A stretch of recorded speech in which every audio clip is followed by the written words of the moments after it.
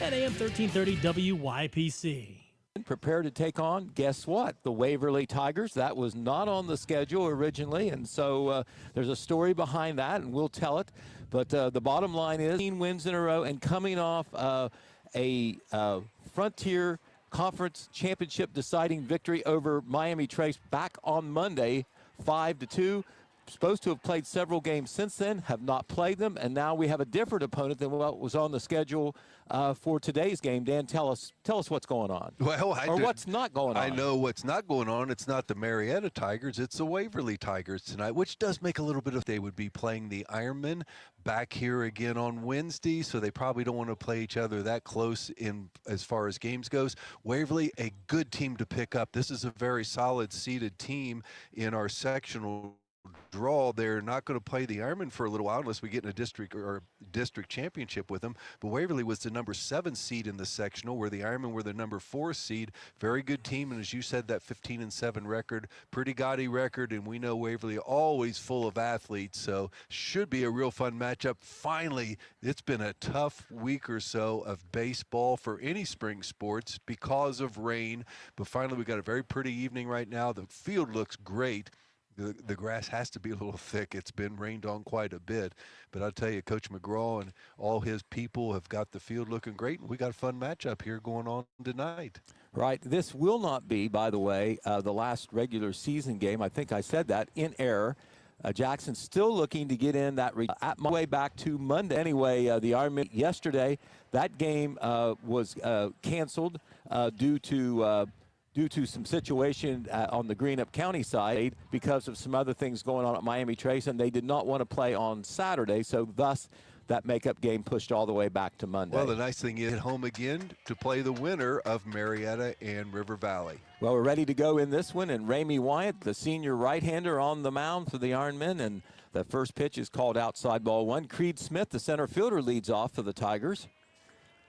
65 degrees, sun shining, partly cloudy skies. Smith swings and fouls it back to the screen. 1 ball and 1 strike.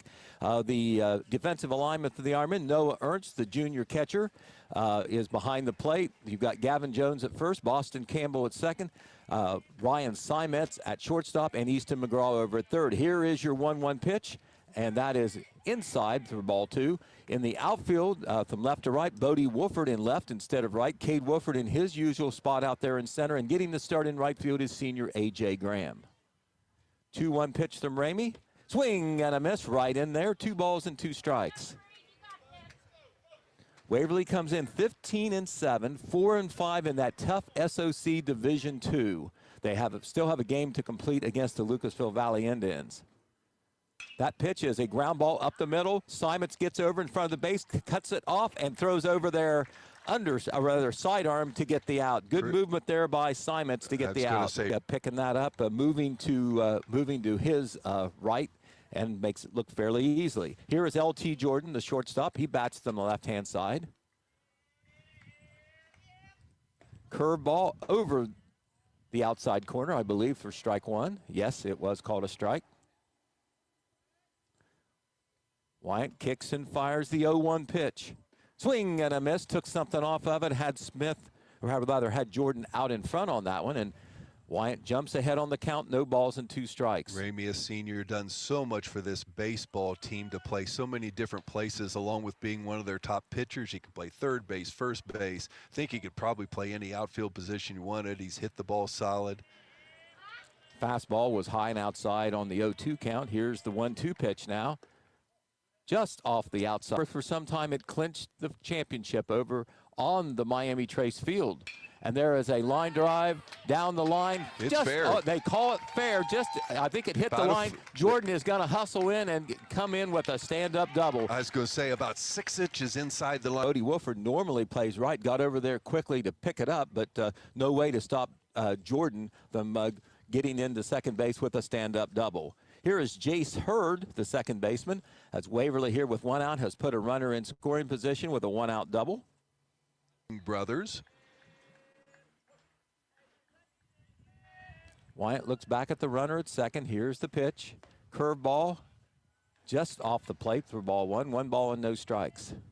Showed bunt, but pulled the bat back quickly. Had no intention of hitting it. And that's a line drive double. Hard hit over the left fielder's head. Jace Hurd, back-to-back doubles, and the Tigers have drawn the first blood here, 1-0 here in the first inning. Boy, Hurd timed that one beautifully. Really hit a shot there over the head of Bodie and drives in the first run of the contest. They're good team, 15-7, playing in a tough conference. And they have jumped out here in the first inning, scoring a run on back-to-back. Right behind us there. It stays inside the fence. Ball boy won't have to go very far to get that one. Second lefty in the lineup for Waverly. Is swung on and missed Wyatt with an off-speed pitch, and he jumps ahead to the cleanup hitter for Waverly. No balls and 2 strikes. Runner in scoring position, second base, just 1 out. Ironman trying to get out of this inning.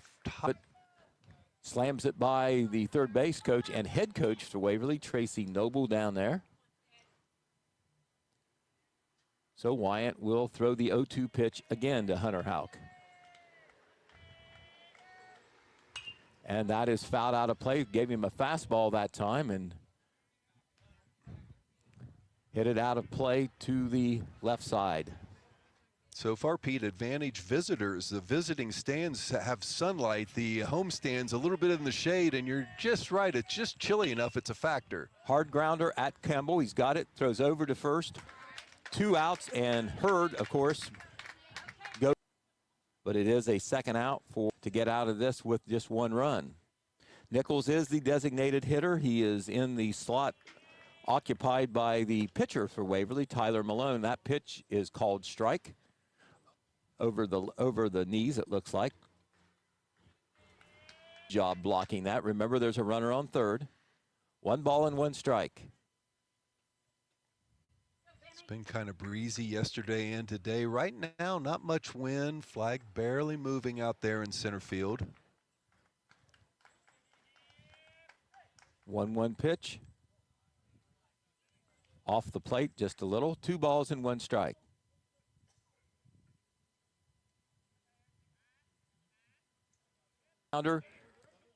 McGraw's got it on 1 hop over to first. Got him. So the Ironmen played good defense in the inning, but the Tigers get two base hits, and that produces a run in the inning. 1 run, 2 hits, no Jackson errors, 1 runner left on base, and he was left on third. At the end of the first half inning of play, the Waverly Tigers off to an early lead. It's the Tigers 1 and the Jackson Ironmen coming to bat. This is Jackson Ironmen Baseball on Fox Sports 1330 AM and 105.3 FM. Financial advisor Chad Niddle of Edward Jones is a proud. Feeling rich is less about reaching a magic number and more about living life on your terms with financial strategies that help support a life you love. Edward Jones, Member Securities Investor Protection Corp. Sir, we're receiving an urgent message from Honda Suzuki of Jackson. Stand by. It's the Polaris liquidation sale. Everything must go for a limited time only. Hurry into Honda Suzuki Polaris Can-Am and KO of Jackson now for the best selection. Check out the full inventory at HondaofJackson.com or call immediate financing. I do bounce back after giving up a run in the top half of the inning, and the Jackson lineup, fairly familiar, a little bit of a change with Nolan Johnson as a precaution. They're pretty sure he'll be ready to go next week. For sure, the tournament game on Wednesday. That was an opportunity to get a few more seniors on the field today, and we got one of them up at bat to start with. Boston Campbell coming off a great award as he was named All Frontier Athletic Conference first team, and I think it just came out this weekend. Tyler Malone throws a curveball in there. I think they called it a strike 1 across the letters. I didn't mean this weekend. The first I had heard of it was this morning, actually. That's the first that I heard of it as well. Yes. So fairly fresh news. He's joined with 3 other players on the Ironman baseball team. And Malone throws another off-speed pitch, and it's fouled back to the screen, and he jumps ahead of the Ironman leadoff hitter Boston Campbell. Boston, the senior, one of 4 Jackson Ironmen to get FAC honors. Easily could have been a couple more too. That's when you're the best team in the league. Sometimes you don't get enough honor. There's not enough room on that first team. Curveball stays high and inside. Ball 1 so far. All slow stuff thrown up there by Tyler Malone, a slightly built right-hander.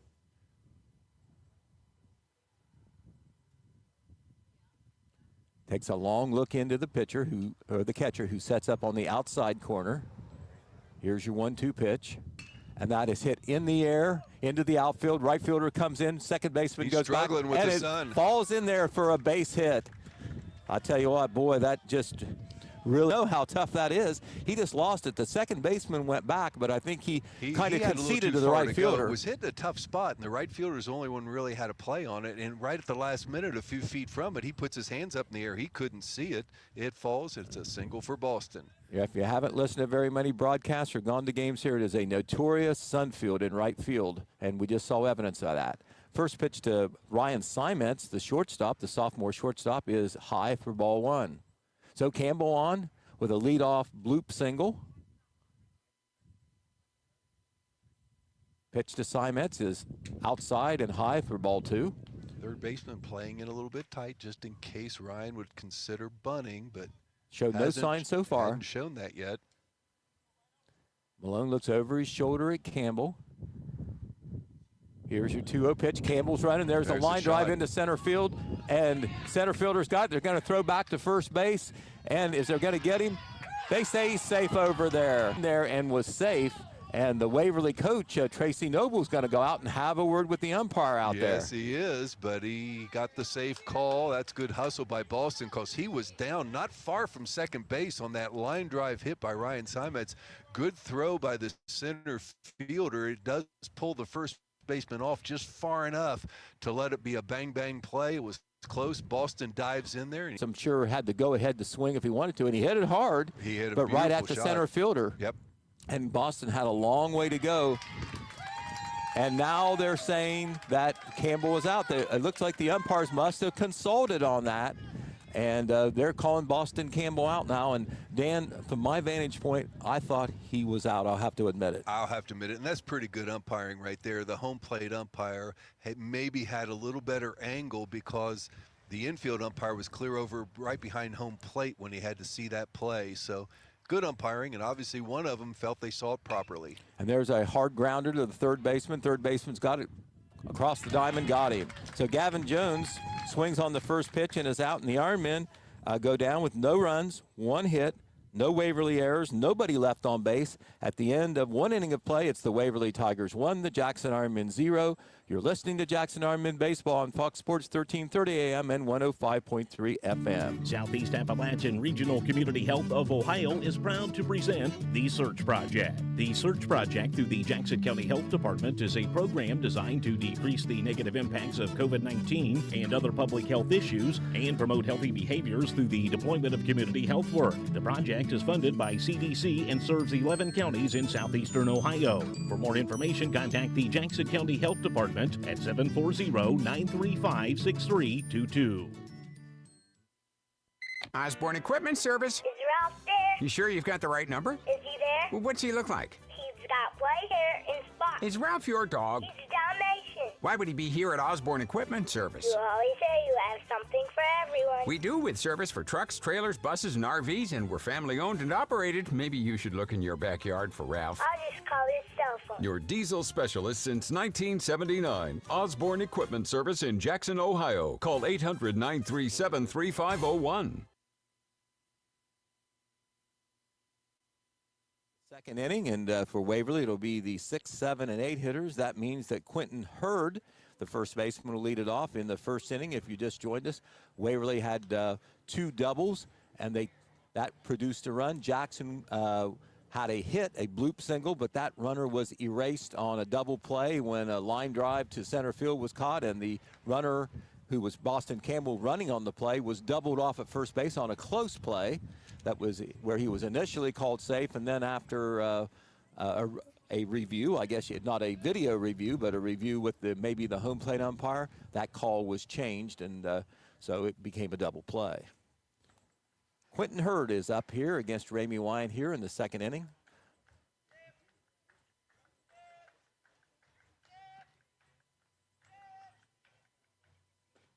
Curveball called strike one over the inside corner. Pretty pitch by Ramey to start this second inning. The Ironmen find themselves down by a score of 1-0 after 1. Called strike two, across the knees, no balls and 2 strikes. All that excitement going on, Pete Wilson, with the change of the calls. We had a quick ground out by Gavin Jones. We didn't get to mention who was the Frontier Athletic Conference MVP. Called strike three, a three-strike strikeout. Hurd is caught looking. Right, Gavin Jones, he didn't give us a chance to say that he is the FAC Player of the Year. And Dan, it would be hard to imagine there's somebody who deserved it more than he. I think it was a shoo-in. On a championship team, the #1 pitcher and also one of the best hitters. And that's a fly ball to deep right field, and it's a foul. Hit it well, but hit it a little crooked as well. The strike one to Jamison Martin, who is the left fielder. That game, it seems like a long time ago, Monday night at Miami Trace. The Ironmen clinch a league championship. Gavin goes all the way on the mound. Another 13 strikeout performance. That's at least 2. We saw one of them. And he went the distance. He went the distance. Walked only one, and that is a strike over the inside corner. Strike 2. No balls and 2 strikes. So Wyatt throwing nothing but strikes so far here in the second inning. 0-2 pitch. Swing and a miss. Took something off of it and fooled Martin for a strikeout. Back-to-back strikeouts here in the second. And here is Will Armstrong, the catcher.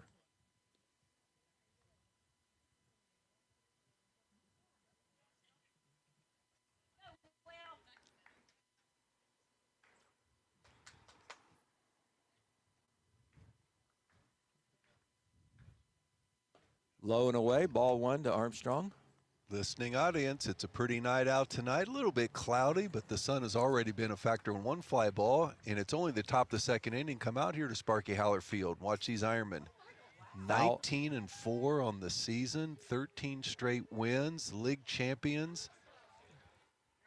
Turned into another stellar season. A lot of expectations for this team, but one time, Dan, 3-3 and 6-4. But since then, I tell you, it's been nothing but W's. And that pitch is called strike 2, 1 ball and 2 strikes. Ironman could get another 20-win season with a win tonight, or one more win the rest of the way. Just off the plate outside, 1 ball and 2 strikes to the Tiger catcher, Will Armstrong. Wyatt kicks and fires, and there's a ground ball to Simons. Oh, and it's off his glove. He recovers, tries to throw over there. It's not going to be in time, and Armstrong is going to be on the error. Simons, it was right at him, hit hard, bounced off his glove. He was able to recover and throw, but not in time to get Armstrong over there. So the inning will continue through Tanner Nichols, the third baseman. Sure, Ryan's disappointed, but my gosh, he's fielded the position well all year long. You got to get one glitch here or there, Pete. Right, he has been excellent at shortstop. And it just keeps getting better. Right, especially at the bat. Seems very, very poised out there.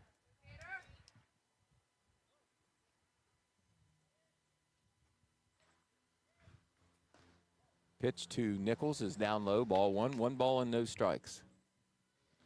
Top half of inning number 2 on this Friday afternoon. Tigers leading 1-0. Jackson trying to keep a long, long winning streak going. They've won 13 in a row, and that pitch is low and away for ball 2. 2 balls and no strikes.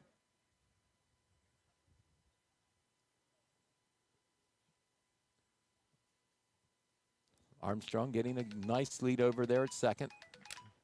And swing and a miss right in there for strike 1. 2 balls and 1 strike.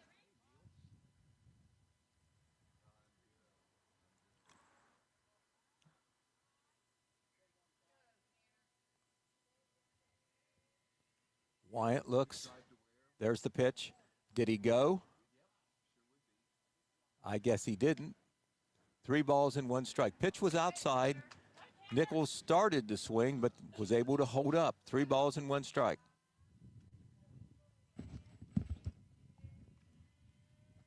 Three-one pitch from Wyatt. Ground ball. Boston Campbell cuts it off. Nice. And he shovels to Simons at second. Smart play by Campbell. That would have been a tough play to throw the first. So good fielding by Campbell and good thinking as well as they get the force out at second base to end the inning. In the inning for the Tigers, no runs, no hits. There was 1 Jackson error, and there was nobody left on base. At the end of 1.5 innings of play, it's the Waverly Tigers 1, the Jackson Ironmen 0. You're listening to Jackson Ironmen Baseball on Fox Sports 1330 AM and 105.3 FM. Home, it's your sanctuary. It's pajamas at noon and cookies in the oven. It's fingerprints on the wall and heights measured in a doorway. It's the one place in the world that you know better than anyone else. Vinton County National Bank wants to help you build that messy, wonderful, cherished place where you can live a life you love for years to come. That's our promise. VCNB, here for you now, here for your future. Visit vcnbfamily.bank for our construction special. Member FDIC, Equal Housing Lender.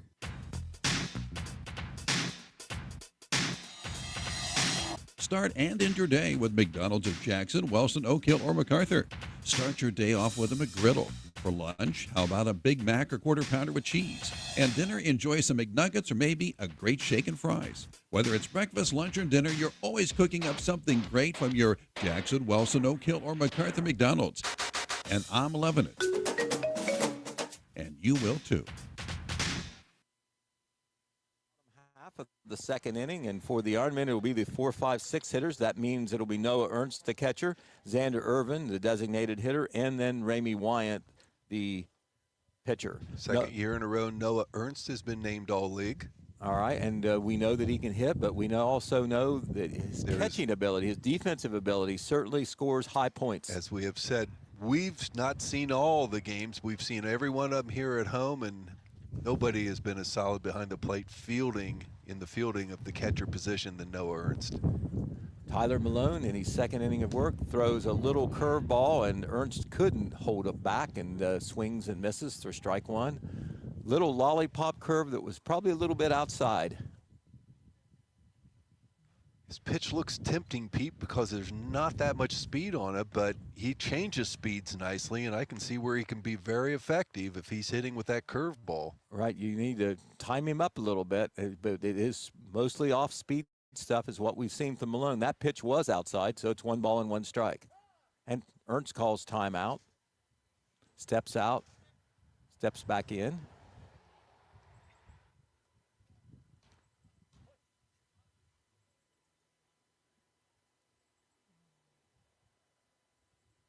There's a deep fly to center field. That's way back there, center field goes back, got it.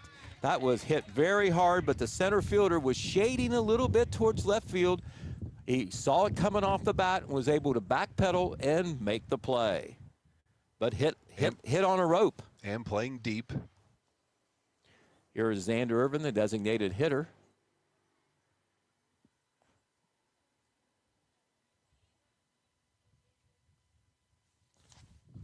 Out there in center field was Creed Smith. Give him credit. Name him for making a nice play there for the first out. And that curveball is called strike one. Broke over the plate. Xander naturally headed to Rio Grande to further his baseball career next season. He's going to be playing in Chillicothe this summer, Pete Wilson, along with Caleb McGraw, who happens to be here tonight. He's finished his college season. And they'll both be playing in Chillicothe. Okay. Malone throws a fastball that time, a rare fastball, and it's up high. Ball one, 1 ball and 1 strike. Swing and a miss, took something off that one, strike 2. Is it just me, or as a catcher, he gives the pitcher a workout with his throwbacks? He throws it harder than the pitcher is what I've seen so far. 1 ball and 2 strikes. A little bit errant with it, though, making him work to catch it. And there's a line drive by the diving third baseman and into left field, and that is the second hit for the Ironmen. A 1-out single by Xander Irvin, hit it hard by the third baseman into left field, and so the Ironmen have a 1-out base runner for Ramey Wyatt, the pitcher, who will try to help himself now.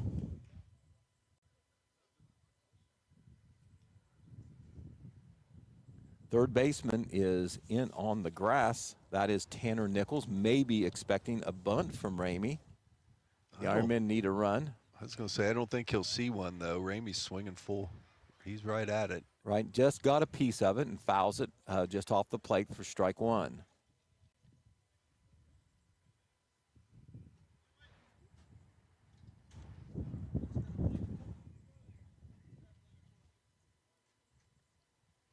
Malone looks over his shoulder at Irvin at first. Now he throws over there, and Irvin goes back hands first.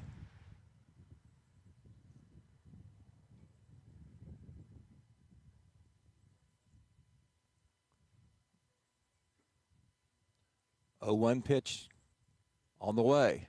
And that hit him in the hip.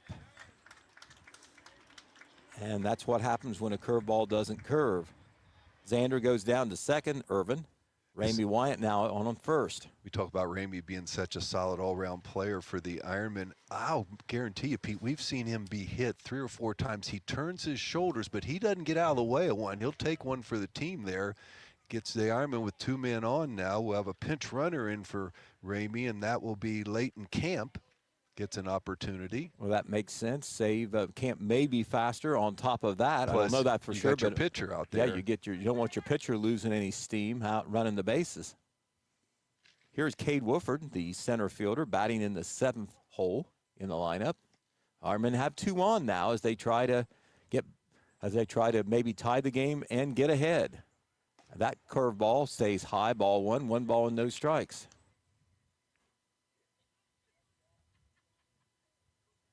Irvin on at second, the pinch runner Leighton Camp on at first. 1-0 pitch coming to Wooford. Inside, ball 2, 2 balls and no strikes.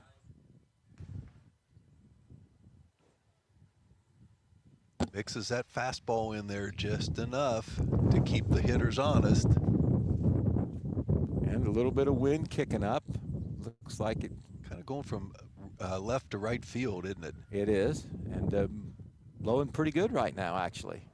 2-0 pitch to Cade Wooford is outside, ball 3. Actually, I thought the hit by Noah Ernst might have got to the fence. The other night it probably would have, because we had a breeze kind of going out center field. This one probably the wind fought it down just enough to get the center fielder there in time. And there's a bunt by Cade Wooford. And the catcher went off his glove. And the count, by the way, I thought the count was 3-0, but the scoreboard says 2-1, so that makes it 2-2. So somewhere along the line, I did not see a called strike. I didn't either.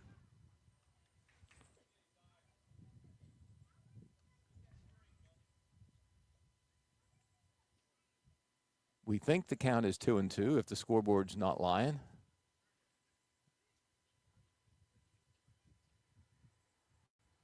Here comes the pitch. Curveball hit on the ground. Third baseman throws to second for 1 out, throws back to first, no way. Might have been easier to get that lead runner, Dan. He was running right into him, but he still got the out at second base, and of course you're not going to double up Cade Wooford very easily at first. Cade is there easy, but first and third now, but 2 outs. And Xander does go over to third base. Camp is erased on the force out, and it'll be up to left fielder Bodie Wooford if the Ironmen are going to break through here with a run here in the 2nd inning. Bodie's hitting has improved as this season has gone along. The sophomore has had an outstanding year.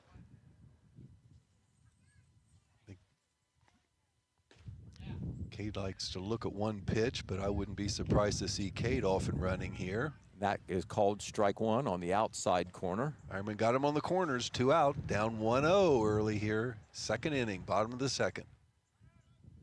And that's a Tigger back to the pitcher. He's got it on 1 hop, throws over to first, got him. So Waverly gets out of a little bit of a jam there. 2 runners on, including 1 at third base, but Waverly gets out of it unscathed in the inning for the Ironmen. No runs. There was 1 base hit. There was no Waverly errors and 2 runners left on base. At the end of 2 innings of play, it remains the Waverly Tigers 1 and the Jackson Ironmen 0. You're listening to Jackson Ironmen Baseball on Fox Sports 1330 AM and 105.3 FM. Our work says it all. For the best in repair. See the people who care. We make it easy to do, 'cause we care about you. Go with Monroe, we'll get you on the road. We make it oh so easy. Monroe's Frame and Collision. Our work says it all. Baby, Ramey's Homes is all shook up over our low rock bottom prices. One of America's most popular manufactured and modular homes. Ramey's Homes has the largest selection of quality built to manufactured homes in southern Ohio with the most flexible terms available. Don't be cruel. Hurry to Ramey's Mobile Homes, 7 miles west of MacArthur on Route 50 and 2 miles south of Chillicothe on US 23, baby. And we'll see you there, Teddy Bear. Hurry down to Stillhouse Rock.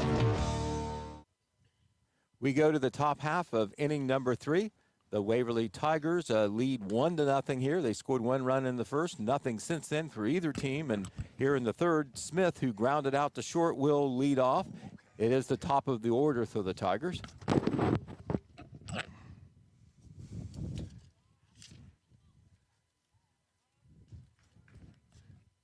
Ironmen have not played since Monday, but that was a 5-2 victory at Miami Trace, which put their conference record at 9-0 and clinched an undisputed championship. There's a ground ball to Easton McGraw, bobbles it, recovers, throws over to first, got him. Close play over there, hit hard at Easton, bounced off his glove, recovered, threw over there in a bang-bang play, but Smith is retired. I believe that was the correct call. Here is L.J. Jordan. He doubled and scored back in the first inning.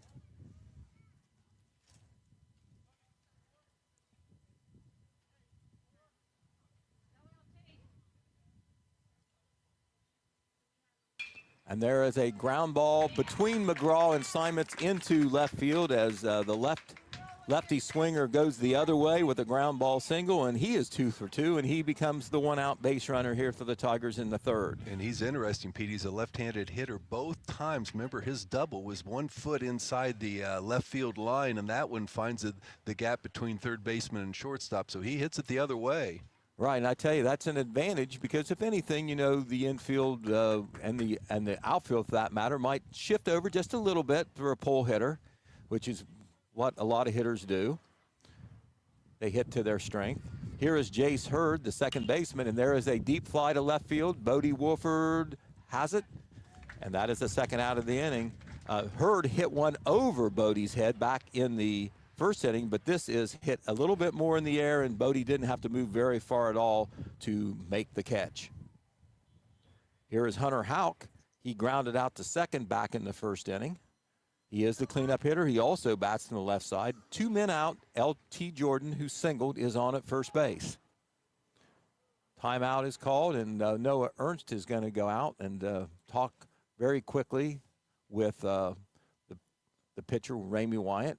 Gives the head coach of Waverly an opportunity to discuss things over with his hitter.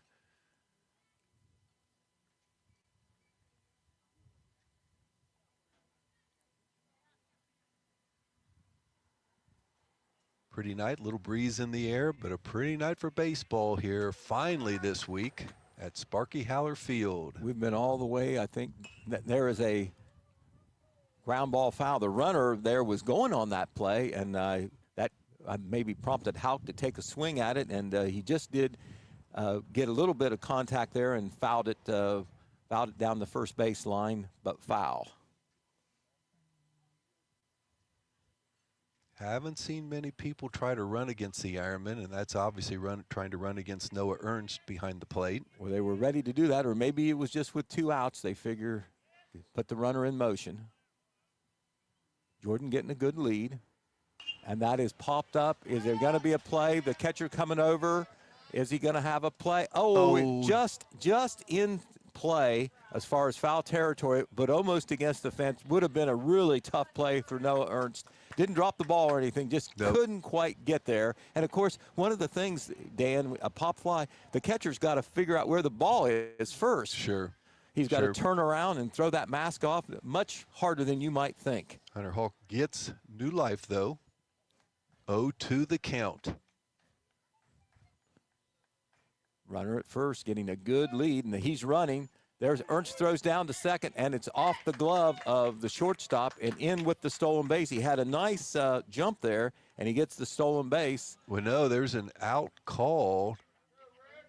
I think the batter swung at it. Oh, okay. Or foul tipped it.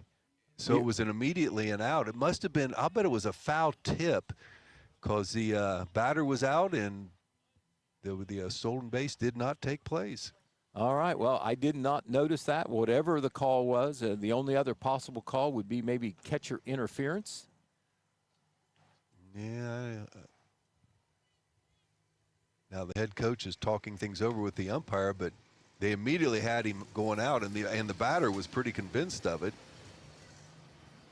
Now, it was an immediate call. We just cast our eyes down at second base to see how the stolen base play was going to go, but something happened at home plate. It was a 2-strike pitch, so we're going to record it as a strikeout right now. It was an out for sure. In the inning for the Tigers, no runs, 1 hit, no Jackson errors, 1 runner left on base. In the middle of the third, it's Waverly 1, Jackson nothing. This is Jackson Ironman Baseball on Fox Sports, 1330 AM and 105.3 FM. How do you hunt head? Build your own burrito or bowl, or pick a craft recipe from Leroy's lineup. At Hothead Burritos, we have bold burrito and bowl combinations, like the Hawaiian with fresh pineapple, seasoned chicken, and sweet habanero sauce. The Jalapeno Ranch, loaded with tender, meaty steak. And Leroy's Spicy Chicken, featuring our famous Hothead sauce.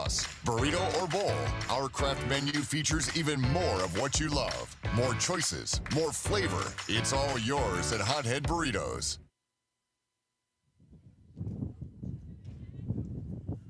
We go to the bottom half of the third inning, and A.J. Graham in the lineup, senior, playing right field. He's going to get a chance to start in this game, and that is a long fly ball, but foul. Left fielder going over, but it's going to be out of play. Boy, they carried. Actually, it was in play. There's a little space between. It was over the bullpen down there in the left field line, right, and it bounced, but it wouldn't have been far from the fence. AJ turned on that one nicely. Right, there's just a little spot there where there's a lot of foul territory deep there on the other side of the foul line, and the left fielder actually went all the way over there but couldn't quite catch up to it. A.J. Graham, a valedictorian, senior liaison representative to the school board, highly decorated young man, academically as well as athletically. That's a foul back for strike 2 to A.J. A.J., of course, a member of the FAC championship team. Football and baseball. Right, played tight end for Coach Andy Hall. He's in the hole, though. No balls and 2 strikes to the curveballing Tyler Malone. And Graham tries to time a curveball and fouls it out of play to the right over Huron Street. Count remains no balls and 2 strikes. Ironmen trailing 1-0 in the bottom half of the third inning. They do have a couple hits, but no runs yet. Graham trying to get the third inning off to a good start here for the home team. Another foul ball out of play. Count remains no balls and 2 strikes.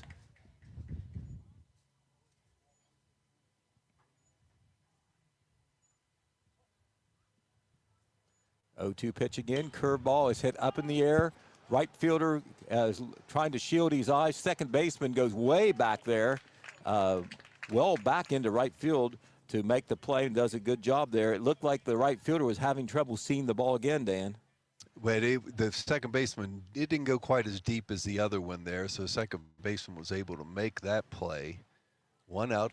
We get Boston Campbell back up. And Campbell was the one who hit a shallow fly to right field that fell between the right fielder and second base, where clearly the right fielder just didn't see the ball because of the sun.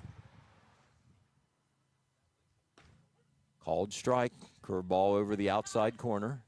Campbell then was doubled up as he was running on what turned out to be a line drive out to the center fielder. Couldn't quite get back to first base in time. And there's a off the end of the bat to the shortstop. Shortstop throw is a little bit high, but the first baseman's got a little height to him, and he's able to get it. So it goes down as a ground out, 2 up and 2 down, as Campbell grounds out to the shortstop. That was in on his fist, didn't hit it hard, right at the shortstop, and he's able to make the play. Quick moving game. We're in the bottom of the third inning, 2 outs. Nobody on for the Ironmen. Finds themselves down by a score of 1-0 as the Tigers were able to get 1 run in the top of the first. Ryan Simetz hit a scolding line drive to the center fielder that turned into an out. And that pitch is over the knees for strike 1.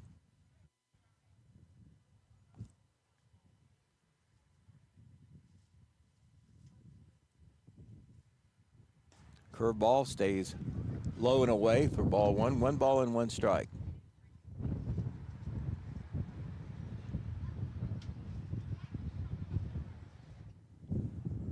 Malone looks in, shakes off one sign. Here's the 1-1 pitch. Called strike 2, I think, on the outside corner. That was a fastball. As we said, he mixes in a fastball around those curves.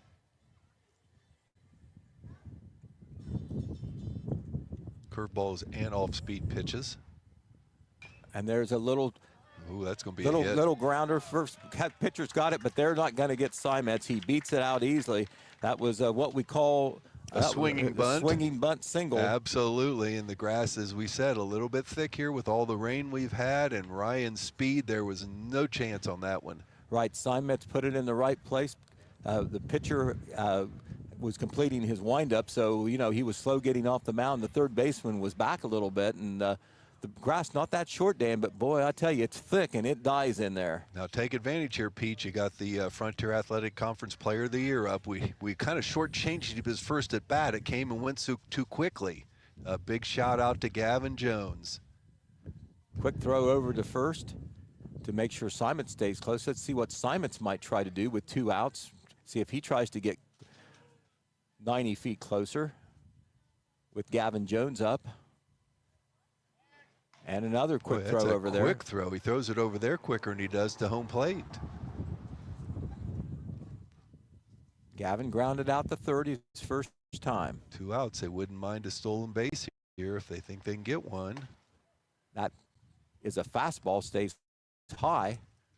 They've 1 ball, no strikes. Ryan has certainly made them pay attention to him.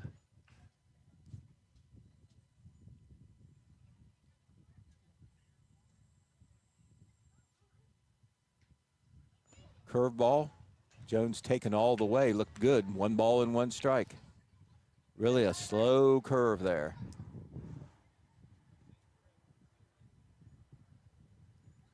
One pitch. Simons is running, and there's a deep fly way back there, way back there, way back there, way back there. It goes up against the fence. Simons was running, so he is going to score. He comes in, and Gavin Jones is going to stay all the way at first base on a single that went all the way to the wall. It does get the run in, though. We have a tie game. Simons was running, so he was able to score and score easily. That ball, Dan, I think on a regular day, it's out of here. It is out of here. We saw Gavin hit one similar to that the other night, and it carried out easily, but we will take it. That one lands right at the base of the fence. They get it back in quickly, so hold Gavin to a senior, but a single, but Ryan Simets scores easily, and he ties the score up at 1-1 here in the bottom of the third. Right, it wasn't hit on a line. It was hit high, and that, I think it got held up there in the wind a little bit. Still went a long way. And that pitch is high and inside to Noah Ernst. He hit a very deep fly also to center field that Creed Smith was able to run down for an out back in the second inning. So the Ironmen have tied the score here on a swinging bunt by Simons, and then there's a ground ball to the left of the shortstop. Shortstop's going to have to make the throw with him deep in the hole. He is not going to be able to throw him out. Noah Ernst legs it out. Jones is safe at second base. And so Noah Ernst with an infield single hit deep into the hole at shortstop. Shortstop made a good play over there, but not quite in time to get Ernst. And the Ironmen now have put 3 runners in a row on base, scored once, and now it'll be up to Xander Irvin to keep it going. 3 straight singles with 2 outs in the bottom of the third. It has produced 1 run, 2 on. Let's see if Xander, he had a nice line drive shot to left field in his first time up. And there's a ground ball to the shortstop. Slowly hit. He's going to make the long throw over there, and he's got him. So the shortstop getting the work out there, but he comes through there on that to throw Xander Irvin out on that deep throw from the hole. But the Ironmen do tie the score. There was 1 run, 3 hits, no Waverly errors, 2 runners left on base. At the end of 3 innings of play, we've got a tie game. It's your Ironmen 1 and the Waverly Tigers 1. This is Jackson Ironmen Baseball you're listening to on Fox Sports 1330 AM and 105.3 FM. Financial advisor Chad Niddle of Edward Jones is a proud sponsor of Cincinnati Reds baseball on 97 Country The Bull WCJO. I'm Chad Niddle, your Jackson Edward Jones financial advisor. I believe feeling rich is less about reaching a magic number and more about living life on your terms. with financial strategies that help support a life you love. Because the key to being rich is knowing what counts. So contact me today at 740-286-4872 and let's find your rich. Edward Jones, Member Securities Investor Protection Corp. Sir, we're receiving an urgent message from Honda Suzuki of Jackson. Stand by. It's the Polaris liquidation sale. Everything must go. For a limited time only. Hurry into Honda Suzuki Polaris Can-Am and KO of Jackson now for the best selection. Check out the full inventory at HondaofJackson.com or call 740-286-4956. Yes, we have it on radar. Look at that big red roof. Do not wait. Immediate financing available. The Polaris liquidation sale happening now. Honda Suzuki Polaris Can-Am and KO of Jackson. We go to the top half of the fourth inning in what is now a tie baseball game. The Ironmen won, Waverly won. Ironmen able to string 3 hits together and score the run that ties this one up now at 1-1. And as we go to bat in the fourth, Ramey Wyan in his fourth inning of work will face the 5, 6, 7 hitters in the Waverly lineup. Wyan has given up 3 base hits, only the 1 run. He has struck out 3 and not walked anybody. Pete, how about a shout out for Jackson Tennis gets the Frontier Athletic Conference Player of the Year award named for them, as did Jackson baseball team. But Landon Smith, another junior, as Gavin Jones, is the Tennis Player of the Year in the Frontier Athletic Conference. Congratulations on him. Ethan Crabtree also named all Frontier Athletic Conference in tennis. That's a great thing. Landon coached by his daddy, too. That's a pretty nice year for him, and he is off to the district tournament, is our understanding, and best of luck to Landon. Absolutely. Congratulations to Landon Smith as a junior, Player of the Year in tennis for the FAC. And that pitch is in there for strike 1 to Ben Nichols. He grounded out the third back in the first inning. That ended an inning where Waverly scored 1 run and was threatening to maybe do more. Ramey certainly settled down after giving up back-to-back doubles in the first inning. Pete Wilson, only 1 hit from that point on. Swing and a miss there. So Nichols in the hole as he was in the first inning. No balls and 2 strikes. He is the designated hitter for Waverly. That pitch is a fastball. Head high, 1 ball and 2 strikes. Got a good old one going on here, Pete Wilson. Top of the fourth, 1-1, Jackson and Waverly. Waverly seeded number 7 in Division II. Jackson seeded number 4, 2 of the better teams for sure. Both wanting to go into the tournament with a little momentum. The tournament starts next week. Both of these teams will play on Wednesday. Just off the plate. They'll be playing games on Monday night. That's who Jackson's opposition will be, and that will either be Marietta or River Valley. I believe Waverly will potentially play Gallia Academy.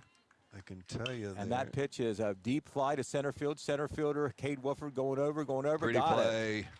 And I tell you what, Cade can run, but the other part of that, Dan, is he got an excellent jump when the bat came off the ball, or when the ball came off the bat. And you're right, it will be Waverly and Gallia going at it in our sectional. Obviously, other league teams. In a play-in game will be Hillsborough will be in a play-in with Logan Elm. Greenfield will be in a play-in with our neighboring Vinton County Vikings on there. In a Wednesday afternoon game will be Warren and Washington Courthouse. Quentin Hurd swings and misses on the first pitch from Wyatt. Basically everybody in our league except Chillicothe will be in this sectional district in Division II. Waverly plays on Monday or Wednesday in the tournament? Wednesday. Wednesday, okay. And it is Gallia Academy. Do we know that already? I wasn't sure. Yes, okay. It is. Jackson will play Wednesday against the winner of the River Valley Marietta game, which is Monday. Right. Okay. And we will be doing that game. It's tournament, and we will be here. And there is a swing and a miss. I think he got a piece of it, but it's still a strikeout as Ernst hangs on to it. And Wyatt gets a strikeout. And yes, Dan, he does seem to have found a groove here in the fourth inning. Jamison Martin, the left fielder, comes up. He was a strikeout victim back in the second. Wyatt with 4 strikeouts now here in 3 2/3 innings. Swing and a miss. Actually, these non-league games right now, how much are they involved? You're right. They want momentum more so than anything. But boy, next week gets exciting. It becomes one and done when you get into the tournament time. Swing and a miss on an off-speed pitch. Took something off of that. Strike 2. Wyatt nods assent on the call. Here's the pitch. Ground ball. McGraw's got it. Double pumps over to first. Got him. Easy inning. So in the inning for the Tigers, no runs, no hits, nobody left on base. There was no Jackson errors. And 1-2-3 inning for Wyatt. In the middle of the fourth, score. It's a good one here. It's the Waverly Tigers 1 and the Jackson Ironmen 1. This is Jackson Ironmen Baseball you're listening to on 105.3 FM and 1330 Fox Sports AM. Southeast Appalachian Regional Community Health of Ohio is proud to present The Search Project. The Search Project through the Jackson County Health Department is a program designed to decrease the negative impacts of COVID-19 and other public health issues and promote healthy behaviors through the deployment of community health work. The project is funded by CDC and serves 11 counties in southeastern Ohio. For more information, contact the Jackson County Health Department at 740-935-6322. Osborne Equipment Service. Have you been getting a lot of calls from a little boy? Well, yes, we have. That's my son. He always talks about how you have something for everyone. We do. If you're looking for truck parts, we have the largest selection in the area. Your son keeps calling us looking for everything. Derek. Yes, Mom. You've got to stop bothering those nice folks at work. But, Mom, I love talking to them. Your diesel specialist since 1979. Osborne Equipment Service in Jackson, Ohio. Call 800-937-3501. We go to the bottom half of inning number 4. The Ironmen in a 1-1 deadlock with the Waverly Tigers. It'll be Ramey Wyatt, Cade Wolford, and Bodie Wolford scheduled. And, if you just turn on the radio or just drove by and you see that the Waverly Tigers are playing rather than the Marietta Tigers, that is indeed a fact. Marietta was on the schedule to begin with, but the two teams could possibly play in the tournament next Wednesday. And so, maybe both coaches came to the conclusion they just as soon not play here that close to the tournament game. Jackson was able to recruit Waverly to come to Jackson. I think that Waverly wanted to get another game in, a good game in before their tournament starts next week. And so here we are. Just heard the little boy that keeps calling into Osborne Equipment. Thank you to our sponsors. We appreciate it. You hear their commercials between innings, but one more shout out to them. Ramey's Homes and Auto Group, Monroe Collision, Jackson County Banking Center, McDonald's of Jackson, Osborne Equipment Service, Honda, Suzuki, Polaris, Can-Am of Jackson, Dan Daly, State Farm Insurance, Brian Moore Construction, Southern Ohio Smiles, Chad Niddle with Edwin Jones, Jackson County Health Department Search Program, and Hothead Burritos. We appreciate it. They are the reason we are here. The 1-0 pitch to Wyatt, and that curveball is outside. One inside, one outside, so the count is now 2 balls and no strikes to Ramey Wyatt, who is leading off the bottom half of the fourth for the Ironmen.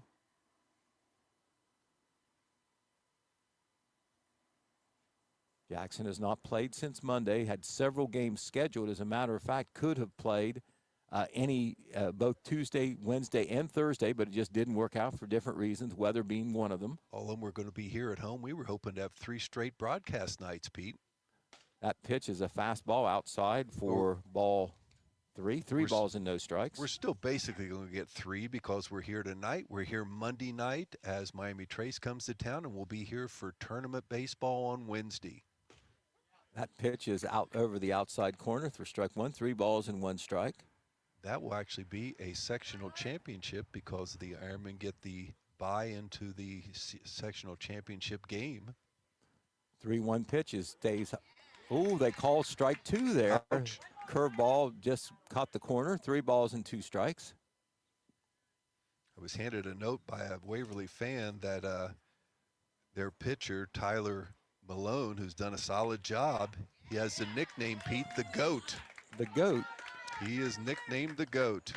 And a 3-2 pitch catches Wyatt looking after a 3-0 count to start off with. And so Malone bounces back to get the leadoff batter out. And this will bring up Cade Wolford, the center fielder. He reached on a fielder's choice back in the second inning. The GOAT who is the pitcher for Waverly, along with Ramey Wyatt, pitching solid games today. We're in a 1-1 game in the top of the fourth. I'm sorry, the bottom of the fourth. That curve ball stays high and inside, ball one.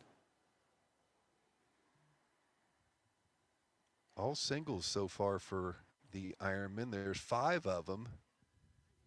If you remember, it was just a week ago against Lucasville, we were hitting doubles and home runs galore. Probably our best hitting performance of the season. That pitch is an off-speed pitch outside for ball 2. 2 balls and no strikes.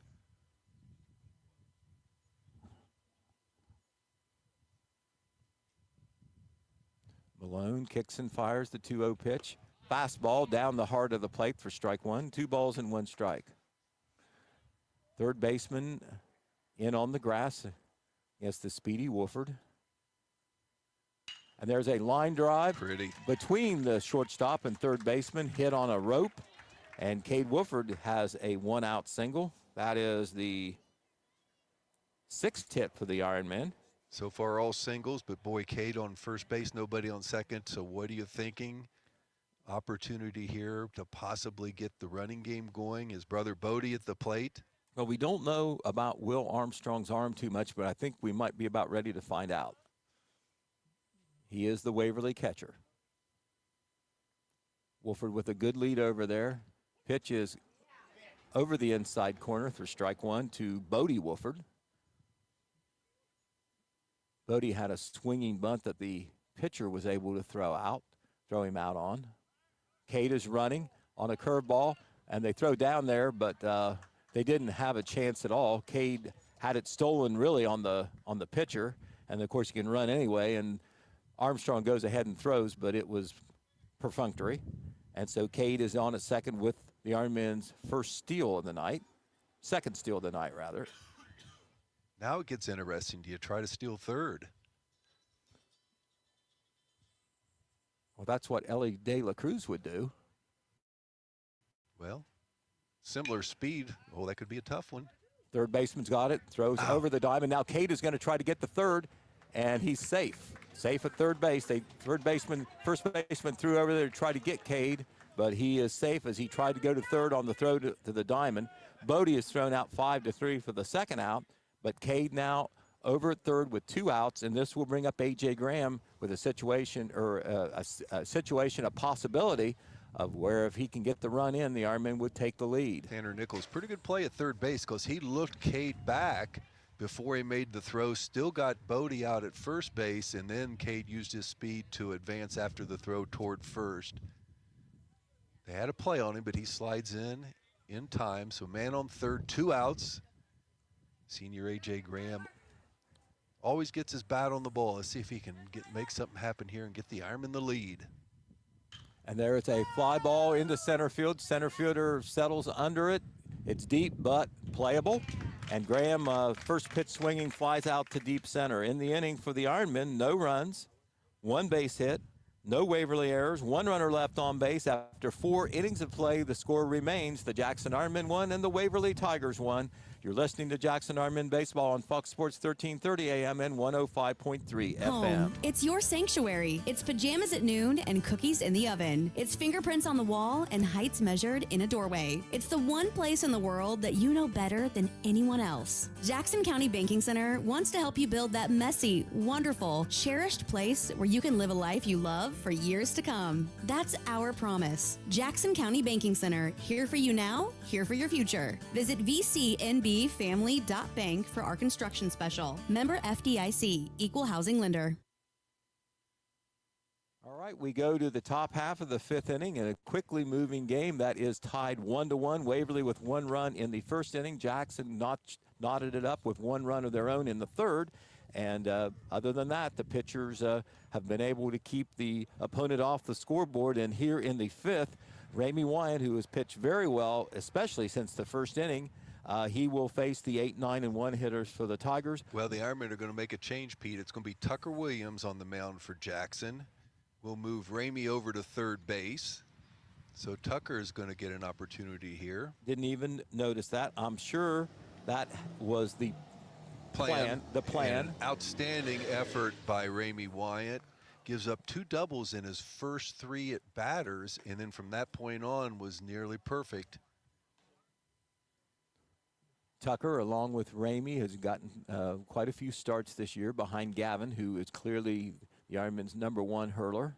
Yeah, the Ironmen had that little gap in play there when they had games this week that were rained out. So this is an opportunity to get our second, third, and you can rate them any way you want to, in Tucker and Ramey some innings today.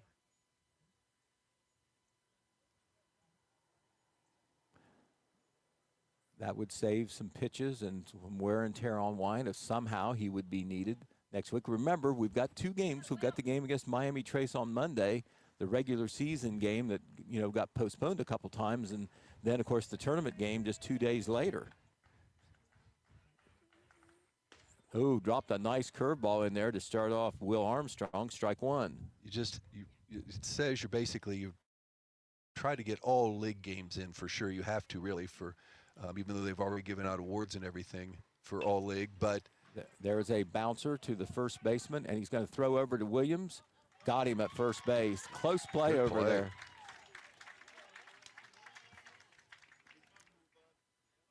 Good play, good hustle play by Tucker to get over there to make the play, to catch it. Right, Gavin too far off the base when he got that backhanded to maybe beat the runner to the bag, and so Williams very alertly went over there to cover, and a nice play between those two to record the out. Here is Tanner Nichols, the third baseman. Pitches down low, ball 1. Be interesting to see what Coach McGraw is thinking as far as coming back Monday, because he could basically come back with both pitchers again with the new week, is my understanding, Pete. Yep, could be. And probably assuming Gavin is going to get the pitching start on Wednesday. And Miami Trace in the same situation, that they have a tournament game on Wednesday. Right. That they're probably going to plan for pitching-wise. Nice pitch by Tucker in there, took something off of it, and called strike 1 to Nichols. 1 ball and 1 strike. Kids have already won the Frontier Athletic Conference, but as Coach McGraw said in his last interview, they really are interested in trying to go undefeated. Nice curveball in there, strike 2. That meant quite a bit into the strike zone.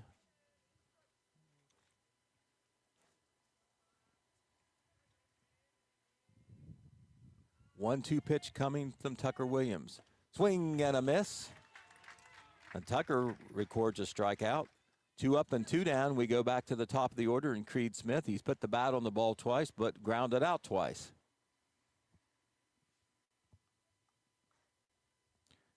Tigers have 3 hits. They had 2 of them that produced their run in the first inning. They were doubles.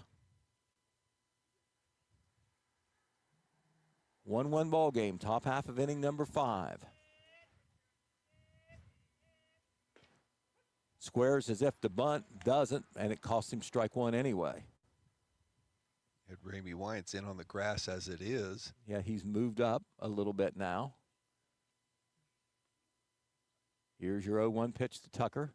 A little bit low, ball 1. 1 ball and 1 strike.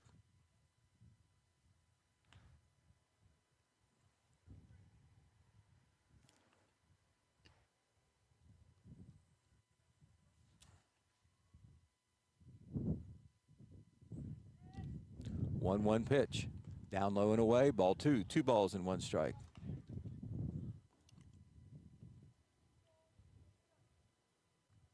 Two quick outs by the junior pitcher for the Ironmen, Tucker Williams. Called down low, ball 3. 3 balls and 1 strike.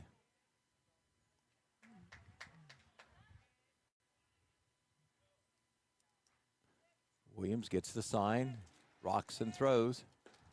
Called strike 2.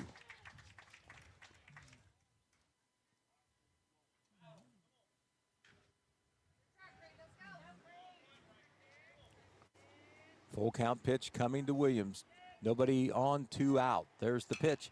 Hit in the air, a mile high in the infield. Shortstop Simons is calling everybody off, and he's got it. So a 1-2-3 inning for Tucker Williams here in the 5th. No runs, no hits, no Jackson errors, nobody left on base in the middle of the 5th. Score remains. The Jackson Ironmen won, the Waverly Tigers won. You're listening to Jack.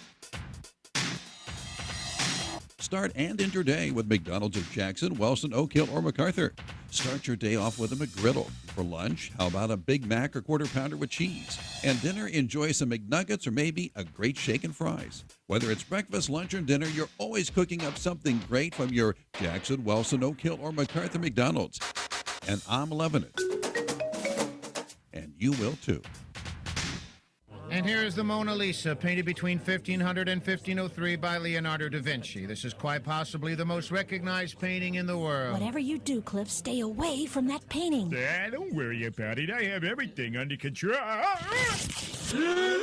Oops. Some things are easier to fix than others. Thank goodness your car is one of them. If you ever find yourself in an accident, give the professionals at Monroe's Frame and Collision a call and let them get you back on the road in no time. In Jackson, call 288-1313. Okay, we go to the top half of, or the bottom half of the fifth inning here. Ironmen tied with Waverly 1-1, and it will be the top of the order as the Ironmen try to break this tie and take the lead. Boston Campbell, Ryan Simets, and Gavin Jones, and young Tyler Malone stays on the mound for the Tigers. Our number one fan in Florida, so I don't know, there might be others, Pete Wilson, but Steve Lloyd is listening again today. He says we need this win. Yes, we do. And that pitch is called strike on the outside corner. No balls and one strike. Past pitcher for Jackson Ironman baseball, and still trying to pitch a little bit down there in Florida. Guy's about half crazy, isn't he? Okay, well, isn't he older than we are? And there's not that many left in the world, I don't think, but he is one of them, yes. Okay.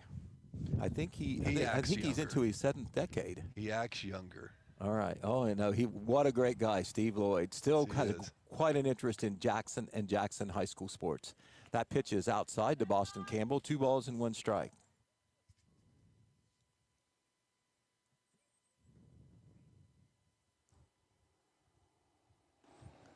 Campbell looks at it, low, ball 3. 3 balls and 1 strike. Love to get that leadoff runner on. Boy, that's often means the difference in whether you're able to score if you just get that first man on. Here's the 3-1 pitch to Campbell. Called strike 2 on the outside corner. I'm not sure Boston agreed. But it was close. 3 balls and 2 strikes. Malone looks in. Here's the pitch. And there's a line drive to left field. Left fielder coming in, and he's got it. Boston timed that nicely, but hits it right at the left fielder. 1 up, 1 down. Here's Ryan Simets. He has fly deep to center and reached on an infield single. Scored a run. Scored our only run.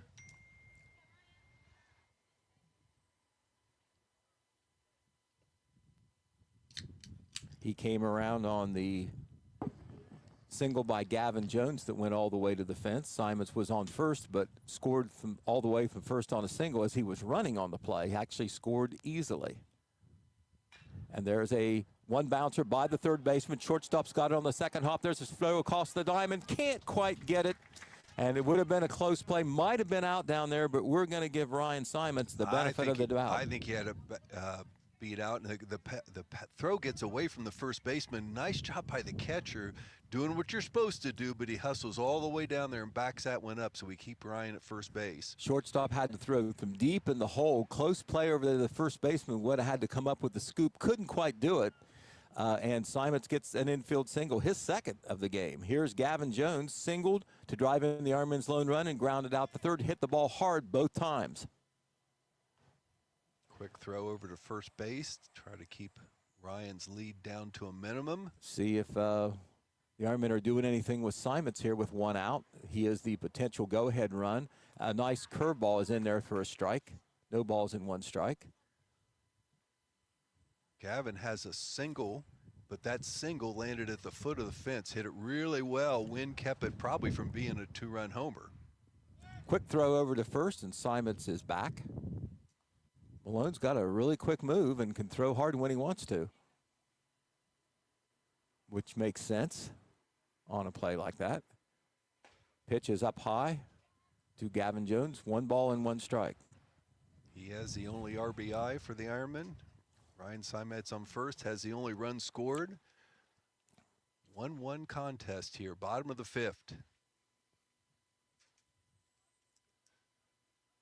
Pitch curveball is hit high to left Once field. again. Left fielder is going back. Got it. Just steps from the big black fence back there. And back to first base goes Gavin Jones, or goes Simets rather. So Gavin got under that a little bit, but hit it deep to left field, but the left fielder able to track it down not too far from what we call the Black Monster. Here is Noah Ernst. He has singled and fly deep to center.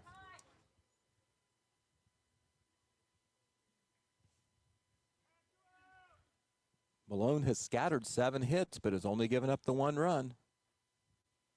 Big secret is all 7 hits are singles. And, of course, he's been able to get some key outs, with runners on base. And the defense has played well behind him. Both teams have played well defensively. Only 1 error between the 2 teams, and it was inconsequential. Runner is going, and Simons is going to get a uncontested stolen base out there that he moves 90 feet closer. Pitch to Ernst was called ball 1. For whatever reason, no throw at all down there to try to get Simons. He saw that and was able to just almost walk into second base. Runner in scoring position, an opportunity here, even though there's 2 outs. Cleanup hitter today, Noah Ernst. All-league player just named today and for the 2nd year in a row for Noah. Curveball stays high. Ball 2. 2 balls and no strikes.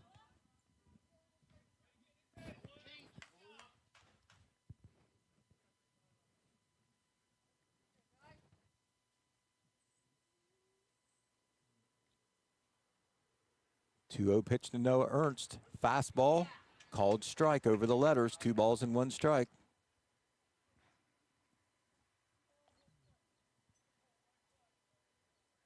Good speed at second in Simets. If Noah can find a shot out there, find some room, get the ball in play.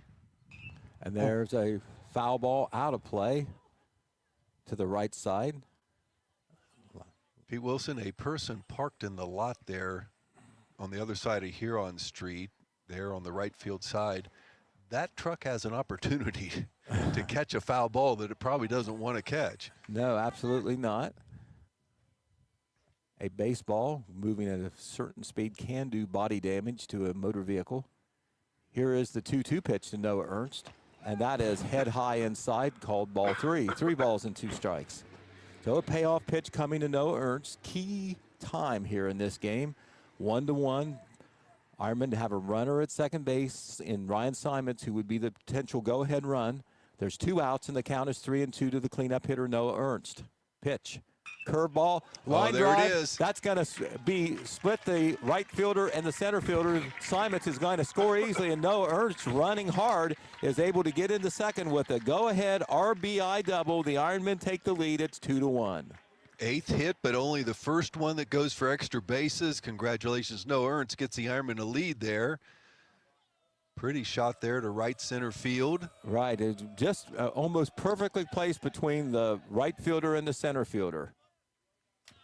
Here is Xander Irvin, the designated hitter, and now a timeout called, and Coach Tracy Noble is going to come out to talk to the pitcher Malone. I don't know whether he's just trying to settle him down or checking to see if he can continue, if he's got enough in the tank. We're blocked off from the visitors' bullpen, but I haven't seen any activity down there. However, one of the outfielders is coming Just into ran the in, dugout. so if he's going to make a change, he's either we coming might in see it. so he can warm up, or they're going to talk a little bit and then make a change. I think they're making the change. Head coach goes to the mound. That usually is the decision. Number 10 is Hunter Houck. He was the right fielder, and now he's going to become the pitcher, it looks like. Nice job pitching by the GOAT, as we'll call him, but that's his nickname, Tyler Malone. And Houck will get his warm-up tosses. Houck, I believe, had a talk with one of the Ironmen fans before the game who kind of keeps track of things. Hunter Houck is considered one of their top pitchers.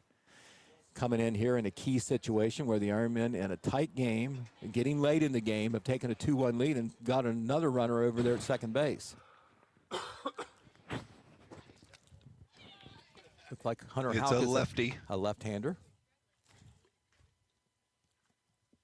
It's like he throws with a little more acceleration on his pitches than Malone did, but boy, Malone was effective tonight. Ironmen's finally get an extra base hit, Noah Ernst, and that drives in what is now the go-ahead run to give the Ironmen the 2-1 lead. So we are in the bottom of the 5th inning.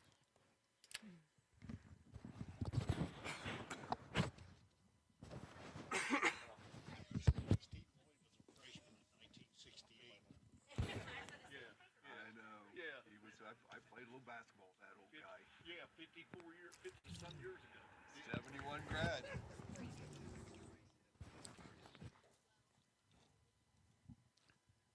Warm-up pitches taking place. We'll get a couple more. Oh, by the way, I hadn't mentioned this yet, Dan. That 5-2 victory over Miami Trace, you know, that'll go down as one of the big wins of the year, if not the biggest so far for the Ironmen. In that game, you know, we talked about Gavin Jones going the whole game, 7 innings, complete game, 13 strikeouts, only 1 walk. Offensively, Nolan Johnson, Ryan Simons, and Bodie Wolford each had 2 hits to lead the Ironmen offensively. When you're just mentioning 3 players that probably are about the hottest hitters, you know, on Jackson the last half of this season.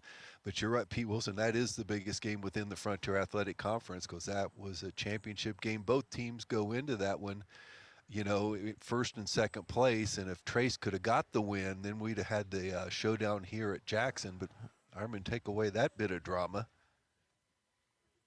Which is, we don't have to have drama in the 10th game, do we? No. No, we didn't want to see a loss. They want that 10-0 record in the league, which is not easy to come by. No, it certainly isn't. Here is Xander Irvin, the designated hitter. Remember, the Ironmen have taken the lead here in the top half of 5th inning, and Noah Ernst with that go-ahead RBI double is out there at second base. First pitch to Houck, and it is a fastball, is outside for ball 1. Xander's hit was a really hard line drive to left field. Put the bat on the ball nicely there. See if we can do it again. In there, fastball, strike 1, and the Ironmen are going to have to kind of gear up for the fastball now. They saw almost completely curveballs from Tyler Malone. Looks like Houck throws it pretty hard, comparatively speaking at least. 1-1 pitch to Houck. Swing and a miss, threw it by him, strike 2.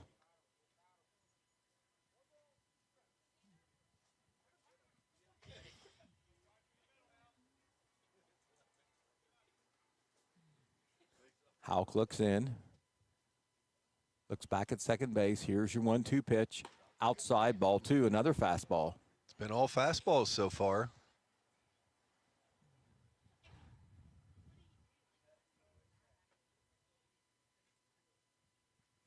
Red Thompson here at the ball game now, joining Todd Compson. You got your sports staff there, Pete. They're here, and they see Xander Irvin take a called strike 3 when Houck throws a curveball to get out of the inning. In the inning for the Ironmen, though, they do take the lead. One run on 2 base hits. No Waverly errors. 1 runner left on base. At the end of 5 innings of play, it's the Jackson Ironmen 2, the Waverly Tigers 1. You're listening to Jackson Ironmen Baseball on Fox Sports 1330 AM and 105.3 FM. Our family works hard so we can serve your family. That's the motto at Ramey's Used Cars, which is located 7 miles west of MacArthur on US Route 50 next to Ramey's Homes. Ramey's has been providing quality pre-owned vehicles since 1970, and Ramey's also has a high-quality parts department. Give Ramey's Automotive a call today at 596-4694, and don't forget to check out John's weekly specials.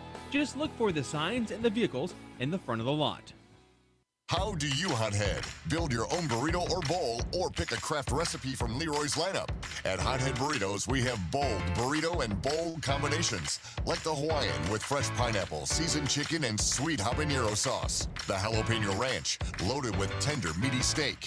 And Leroy's Spicy Chicken, featuring our famous Hothead sauce. Burrito or bowl, our craft menu features even more of what you love. More choices, more flavor. It's all yours at Hothead Burritos. We go to the top half of the 6th inning. Of course, the innings are all big when you got a game like this, a 2-1 game. But this appears to be a big inning for both teams. Waverly now trailing, but they have the 2, 3, 4 hitters coming up against Tucker Williams, and so they want to do business, and they want to do business now. L.T. Jordan will bat, and he has been a guy who the Ironmen have not got out. He's doubled and singled 2 times. I've doubled and singled 2 for 2. 4 good pitched innings by Ramey Wyatt. Then Tucker Williams comes in, gets a 1-2-3 situation, but now he's got to face the meat of the order here in the top of the 6th inning. Young man that's up, L.T. Jordan's been their top hitter. He had the double, scored a run, and has the single. He's 2 for 2. Both hits have been the opposite way. He's a lefty that goes to the right side. And that is the ball must have hit in the batter's box, and it's called foul. It actually bounced out into fair territory, but called a foul there immediately by the home plate umpire. This would be an important man to get out. We haven't got him out yet tonight. Here's the 0-1 pitch to Tucker. Curveball, and it's hit. Ooh. Okay, he stays out of that back parking lot where I believe both of our vehicles are, Dan. They are. They're still safe. Count is no balls and 2 strikes, so they live for another foul ball. All right, Tucker does jump out ahead of the dangerous L.T. Jordan. There's the pitch, just off the plate for ball 1 outside. 1 ball and 2 strikes. Pitchers battle here at Sparky Howler Field on a Friday night. 1-2 pitch coming from Tucker Williams. Just got a piece of it and fouls it behind home plate. Count stays 1 ball and 2 strikes.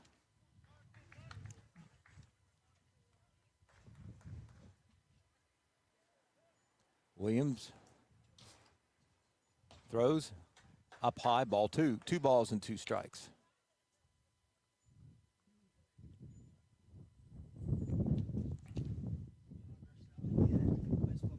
2-2 pitch coming. Ooh. High and outside, ball 3. 3 balls and 2 strikes. Payoff pitch coming to the leadoff hitter, L.T. Jordan here in the top half of the 6th inning. Waverly 1, Jackson 2. 3-2 pitch coming. Up high, ball 4, and no hit this time, but Jordan gets on just the same with a walk on a 3-2 pitch. And this will bring up Jace Hurd. Jace Hurd doubled in a run, the lone Waverly run, with a double in the first inning and flied to left the second time. He's 1 for 2. Owner of the hardest hit ball tonight by Waverly, and that was a line drive over left fielder Bodie Wooford's head. Got that first run in, the only RBI for the Tigers tonight.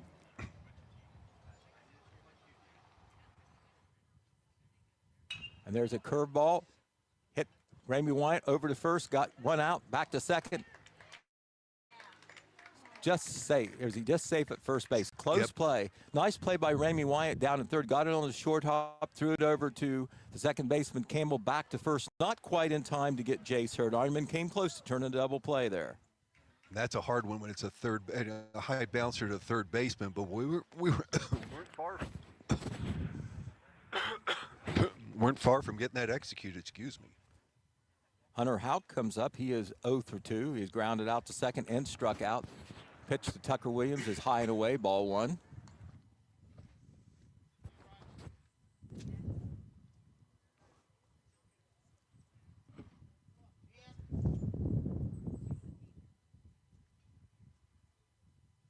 Swing and a miss on a fastball, 1 ball and 1 strike.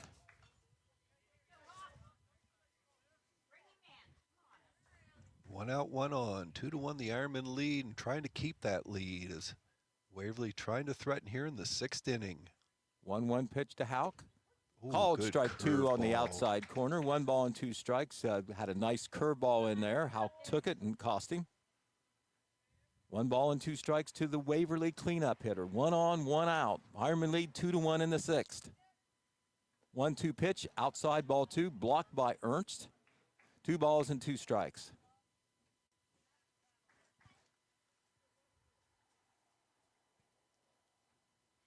Simon's the shortstop, shaded over towards the bag, hoping for maybe a force out or even a double play. Campbell playing deep at second base against the left-handed power hitter. Timeout called, I presume, by Hauk. 2 balls and 2 strikes. Ironmen trying to navigate their way through the Waverly 6th inning here, trying to hold on to this nippy 1-run lead. 2-2 pitch. And they call it a foul. It said it hit in the batter's box there. Ironmen probably had a chance to get an out for sure there as it went out there towards Tucker Williams. Tucker he was really quick off the mound. I think that was going to be an easy play for him, but it's a foul ball. Probably would have thrown to first, but would have been a force out. The count to Hauk is 2 balls and 2 strikes. Here's the pitch. Just a little bit low and inside. Count goes full. 3 balls and 2 strikes.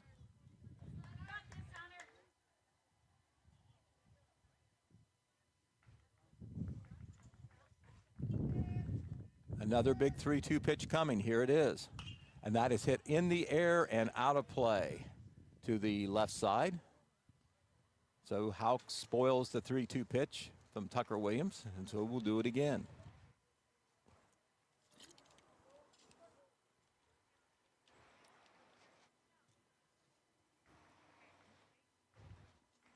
Williams looks over his shoulder at the runner at first. Here's the 3-2 pitch, and that's fouled away to the left side again. 3 balls and 2 strikes. So Hauk spoiling strikes from Williams. Done it twice in a row now.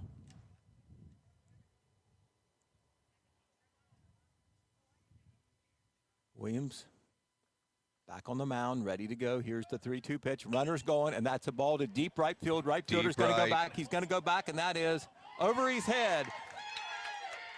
Jace Hurd is going to come around. He's going to try to score, and he is going to score. The throw from right field is offline a little bit, and Hunter Hauk with on a 3-2 pitch doubles to deep right field, and in to score is Jace Hurd.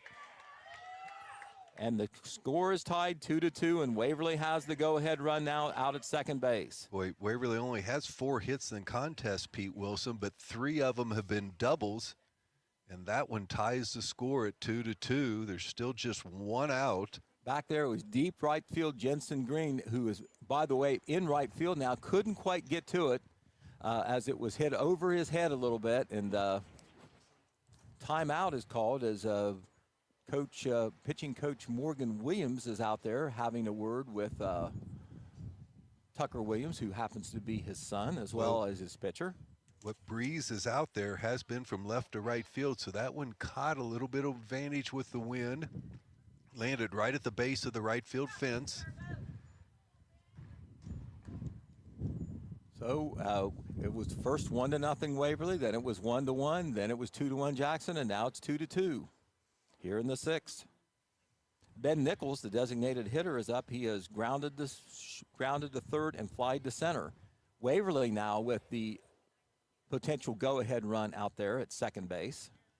First base is open. 1 man is out.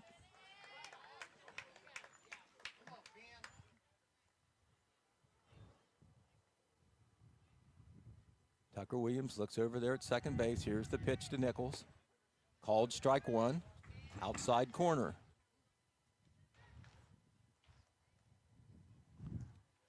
Nichols steps out of the batter's box, looks down to the third base coach, head coach Tracy Noble.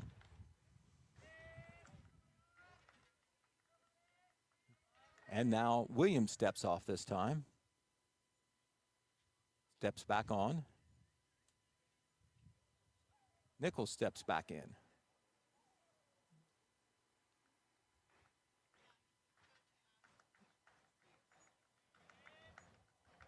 Here's the 0-1 pitch. Curveball hits it into center field. Looks like Cade Wooford has it. He does. Hit hard, but on a line right at Cade Wooford.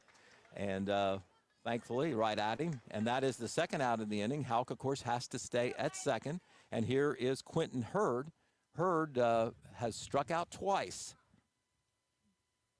And it's not going to be Quentin Hurd. It's going to be somebody else, I believe. Number 7. No, let's see here. Do they not have Lane Beer? Lane Beer. Lane Beer is going to junior is going to hit for Quentin Hurd. He's going to get a chance in a key situation in this game to bat. The first two times around the order, it was Quentin Hurd, the first baseman, who batted, but he struck out twice, and so Lane Beer is going to get a chance. Pitch from Tucker Williams. Swing and a miss on a fastball, strike one. 2 out, man in scoring position at second base, and that would be a go-ahead run situation.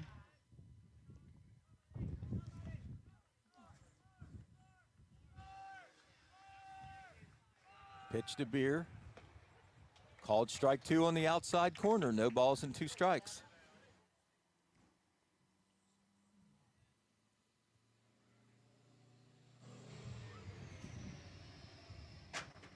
Williams ahead of the pinch hitter Beer. No balls and 2 strikes.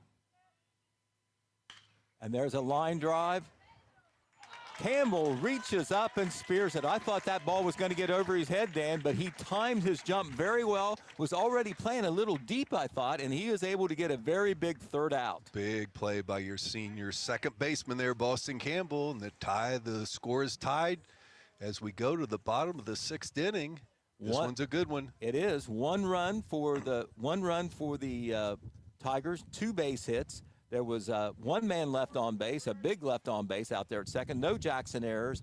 And in the middle of the 6th inning, it's now the Waverly Tigers 2, the Jackson Ironmen 2. This is Jackson Ironmen Baseball on Fox Sports, 1330 AM and 105.3 FM. Financial advisor Chad Niddle of Edward Jones is a proud sponsor of Cincinnati Reds Baseball on 97 Country the Bull, WCJO. I'm Chad Niddle, your Jackson Edward Jones financial advisor. I believe feeling rich is less about reaching a magic number and more about living life on your terms, with financial strategies that help support a life you love. Because the key to being rich is knowing what counts. So contact me today at 740-286-4872 and let's find your rich. Edward Jones, Member Securities Investor Protection Corp.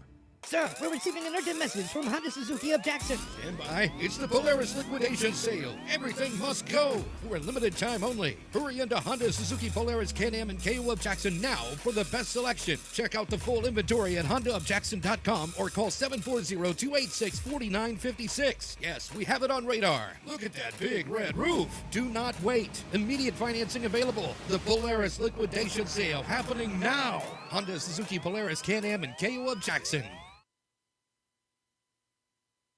We go to the bottom half of the 6th inning in a 2-2 ball game, and for the Tigers, Hunter Houck, who came in and got a very big strikeout to end the 5th inning when Jackson had scored a run and had the go-ahead run out at second base, will stay in the game here in the 6th inning. He will face Ramey Wyatt, Cade Wooford, and Bodie Wooford as the scheduled hitters. Ramey has reached on a hit by pitch, and then has also took a called third strike. 2-2 ball game, bottom half of the 6th. Waverly tied the game in the top half of the 6th with a single run. That pitch is low and inside for ball 1. Ramey gave Coach McGraw just what he wanted, 4 solid pitched innings to start this game. We still find ourselves in a dogfight at 2-2, bottom of the 6th. 1-0 pitch to Wyatt is outside, ball 2. 2 balls and no strikes.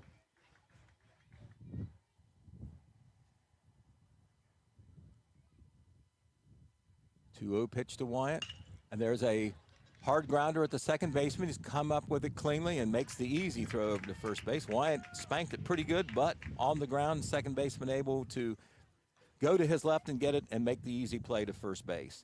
Here's Cade Wooford. He got on with the fielder's choice and has also singled and stolen a base. Wouldn't it be nice to get him on right now with 1 out? He hit a shot between the second baseman or shortstop and third baseman last time up. Gets an easy steal, as we've seen through 4 years of watching Cade Wooford.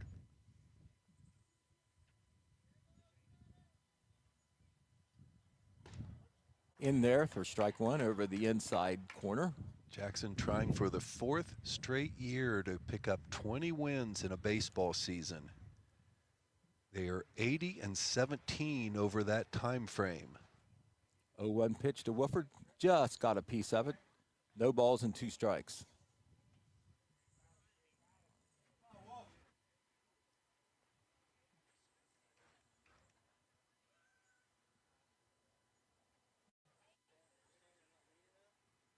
0-2 pitch to Cade Wofford, and he got a piece of it and fouls it out of play over the screen back of home plate.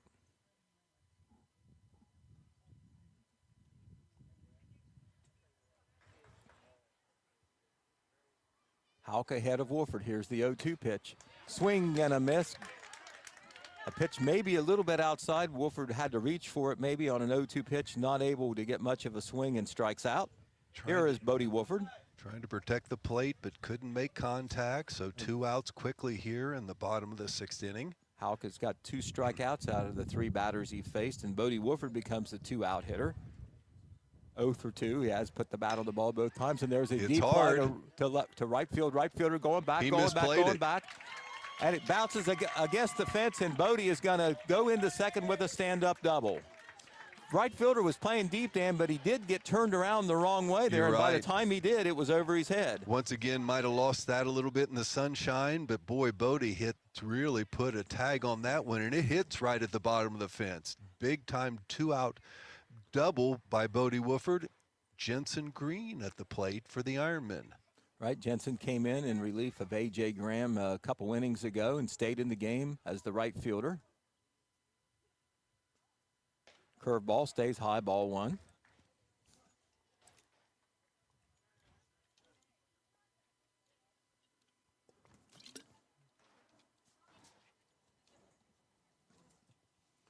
.1-0 pitch to Green is a curveball that stays high and away, ball 2. Started Green off with a couple of curveballs and hadn't thrown a strike yet.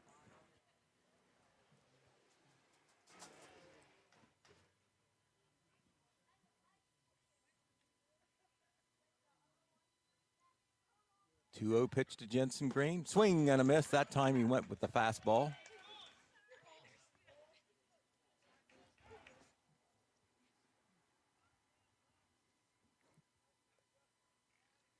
.2-1 pitch, and it's fouled back at the screen our way. 2 balls and 2 strikes.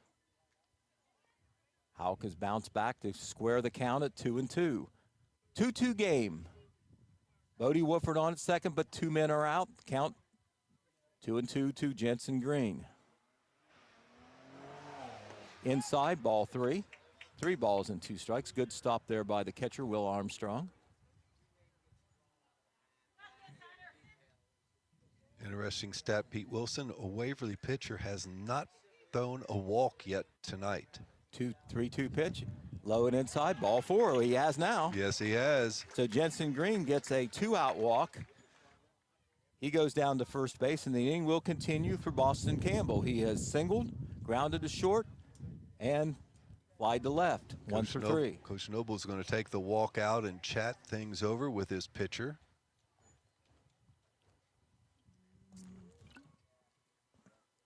Two men on, 2 outs, 2-2 the score. That's a lot of 2s. Senior Boston Campbell, another 2, a second baseman coming up. Certainly a big matchup right now. Hunter Houck, the Waverly left-hander, against Jackson's senior leadoff hitter and second baseman Boston Campbell. It's 2-2. 2 men are on, but 2 men are out. Bottom half of the 6th. If the Ironmen took the lead, they would force Waverly to score in the top half of the 7th. Boston has not seen Hunter Houck yet. He batted all 3 times against Tyler Malone, the Waverly starter. Ironmen have 9 hits in tonight's contest. 2 of them doubles, the other 7 singles. Bodie Wofford with good speed out there at second base. Pitch is low and away, ball 1.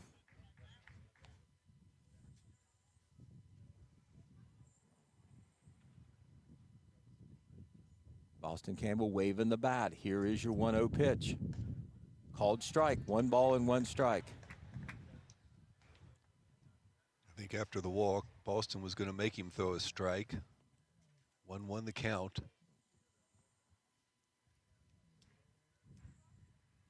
One pitch coming to Boston Campbell.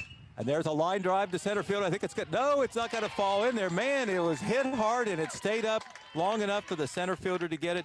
Boston Campbell can't hit the ball much harder, Dan, but it was right at Creed Smith out there in right field. In the inning for the Ironmen, no runs, 1 hit, no Waverly errors, 2 runners left on base. We're going to the 7th inning in a tie game. It's the Jackson Ironmen 2, the Waverly Tigers 2.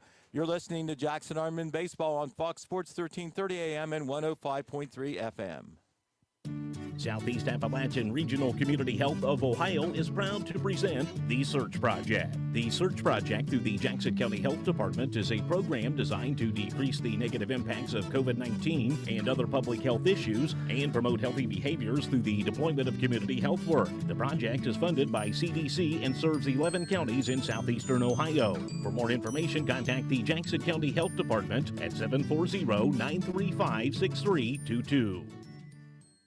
Hello, Osborne Equipment Service. I need to order pizza. We don't have any pizza. Can I get a cheeseburger? We don't have any food. I think you might have the wrong number. You always say you have something for everyone. We do, with parts and service for trucks, trailers, buses, and RVs. And we're family owned and operated. We don't do food, but I've got a truck so I can go pick up a pizza if you want. While you're at it, my mom wants a salad. Your diesel specialist since 1979. Osborne Equipment Service in Jackson, Ohio. Call 800-937-3501. We go to the top half of the 7th inning in a 2-2 baseball game. The Ironmen and the Waverly Tigers all deadlocked here. And it'll be the 7, 8, and 9 hitters for the Tigers against Tucker Williams, who is now in his 3rd inning of work. He has given up one run. He has struck out 1 and has walked 1. And Jamison Morton, who is the left fielder, he has struck out and grounded out. Pete, I think we go all the way back to the first broadcast of the year for us against Wheelersburg, a 1-0 contest, a win by Wheelersburg, to be in this kind of pitcher's battle that actually goes into the 7th inning. Ironmen have basically taken care of business most home games this year.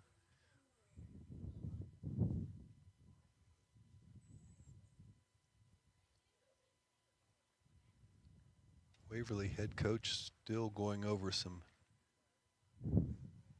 probably lineup changes of some sort, batting wise, with the home plate umpire. Well, we know that the first batter, Jamison Morton, there's no change there. And Will Armstrong, the catcher, is on deck.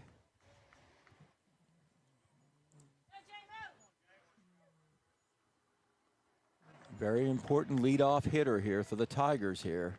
In the 7th inning, Tucker Williams wants to get him out. The Tigers want to get him on, and that is a ground ball just foul, bouncing foul down the 3rd baseline. Strike 1.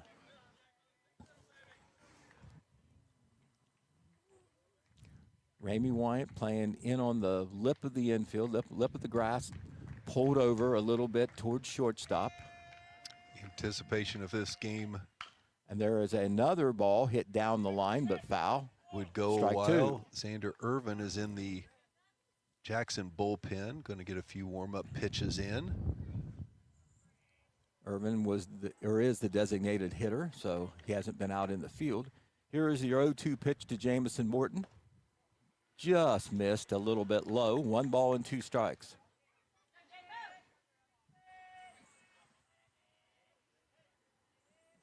Coach McGraw moving left fielder Bodie Wooford over a few steps. Swing and a miss. Fooled him on a slow curveball, and that is a big first out for Tucker Williams. He gets his 2nd strikeout, and this will bring up Will Armstrong. He is 0 for 2. He did reach on an error.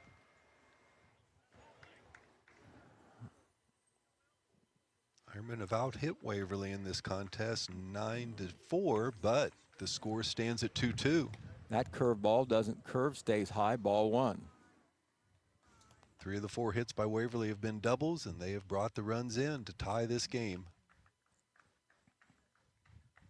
Fastball stays high and away, ball 2. 2 balls and no strikes.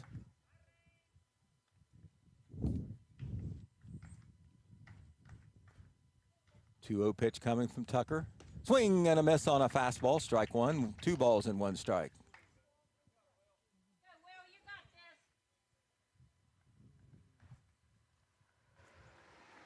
Tucker throws the 2-1 pitch, and it's fouled into the screen on the right side here by the Waverly bleachers. 2 balls and 2 strikes. So Tucker, after falling behind 2-0, comes back to square the count at 2-2. Here's your 2-2 pitch. Curveball just a little bit high, broke just a little late, and the count goes full.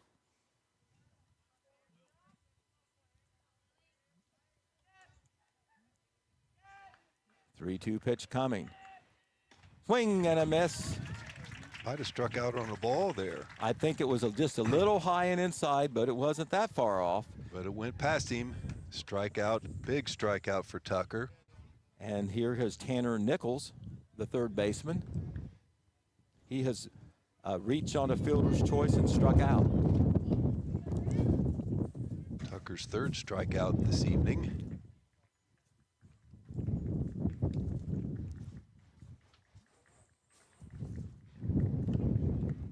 Curveball beauty in there for strike one.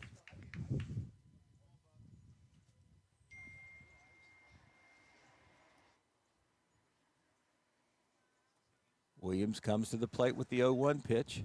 That's down low. Ernst blocks it. 1 ball and 1 strike.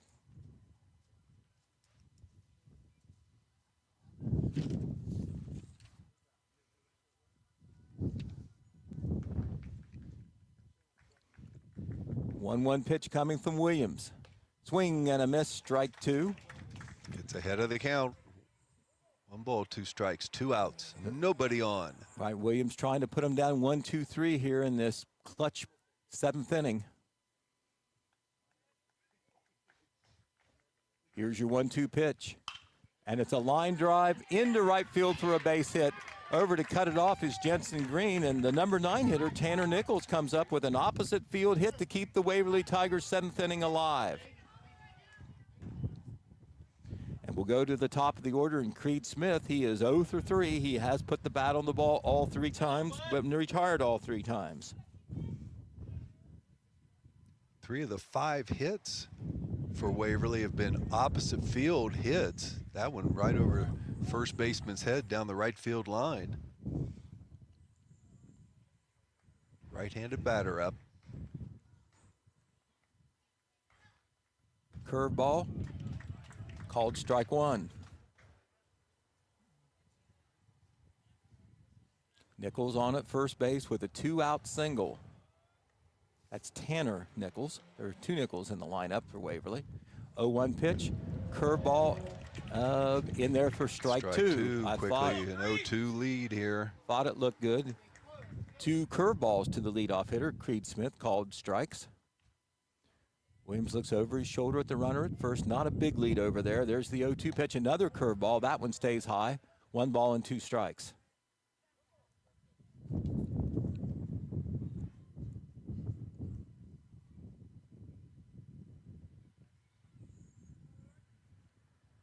One-two pitch to Creed Smith. And that's a fly ball to deep center field. Wolfert's on his horse. He's not going to get it. Nichols, I think they're going to try to send him. And no, he's going to, here he comes. He's going to try to score. There's going to be a play.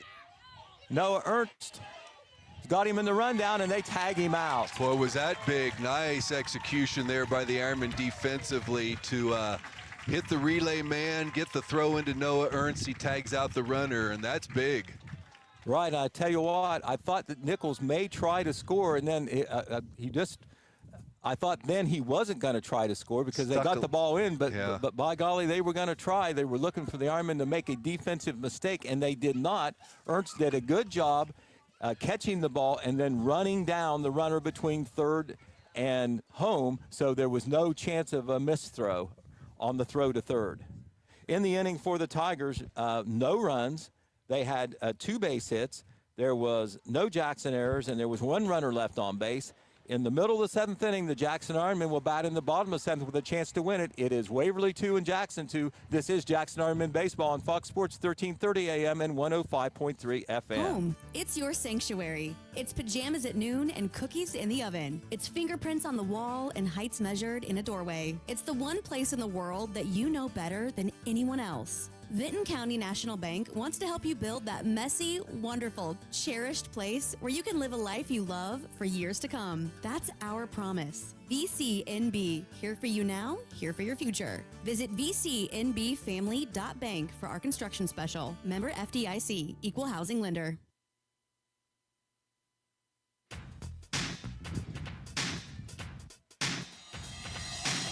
Start and end your day with McDonald's of Jackson, Wellston, Oak Hill, or MacArthur. Start your day off with a McGriddle. For lunch, how about a Big Mac or quarter pounder with cheese? And dinner, enjoy some McNuggets or maybe a great shake and fries. Whether it's breakfast, lunch, or dinner, you're always cooking up something great from your Jackson, Wellston, Oak Hill, or MacArthur McDonald's. And I'm loving it. And you will too. We go to the bottom half of the seventh inning. The Ironmen with a chance, a sudden death victory. If they can score a run here, it'll be Ryan Simons leading off, and he has scored both of the Jackson runs. I hope that's a good omen. First pitch to Simons, it looked a little low, but he swings and misses for strike one. He has not faced Hunter Houck yet. This is his first look at the Waverly left-hander. Houck has pitched an inning and a third, has not given up any runs, has given up a couple hits. And there's a ground ball up the middle. Going to find a hole. It is going to find a hole. The second, it not hit that hard, but in the right place. Second baseman wouldn't have had to throw anyway. He was the only one who had a chance to get a glove on it. And Simons has started the seventh inning off right for the Ironmen with a ground ball single up the middle. His third hit of the contest. He has scored 2 runs. How about scoring a third one and we can go home? Gavin Jones has singled, fly deep to left, and hit a hard grounder to third, 1 through 3. And he has one of the Ironmen's RBIs. And Jones is going to bunt. Houck's got it, throws down to first base, pulls him off the bag. Everybody is safe. That's going to have to go down. He'll get credit for a sacrifice bunt, but an E1 allows him to reach base. And the Ironmen have a big threat going. Simons is on at second, and Coach McGraw playing for a run had one of his best hitters bunting in it. As it turned out, it worked out. Had nice backspin on that one, just died in the grass, but the pitcher made a pretty good play, but his throw's a little bit wide, pulls first base off. Now we have 2 on, nobody out. And the last time this young man was up, it was a double RBI double. That's Noah Ernst. And they're going to have him bunt. And there it is, back to the pitcher. Pitcher has trouble finding it, throws down to first base just in time to get him, but all the runners move up. I'll tell you what, Dan, it went back to the pitcher pretty quick. I think he might have had a chance to maybe go to third base maybe, but then he couldn't. He didn't field it clean, Pete. He bobbled it just enough, so he immediately did the right thing and got the one sure out. But we got him on second and third. First base is open, 1 out. Senior Xander Irvin at the plate. And boy, there's a meeting on the mound. Just about the whole Waverly team is out there with their head coach, Coach Noble, and they're talking things over here. Right, we don't want to have any mix-ups defensively on any play that might be on. They want to know what everybody is doing, how to align the defense, and also maybe talking about whether to pitch to Xander Irvin or not. Of course, you've got another good hitter right behind him in Ramey Wyant. But the runner at first doesn't mean a thing right now. Opportunity for Coach McGraw now to bring Gavin all the way from second base along with Ryan Simons at third. They can discuss things right now.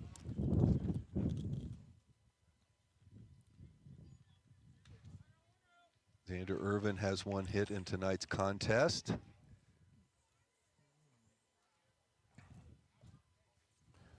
Line drive down the left field line in his first at bat.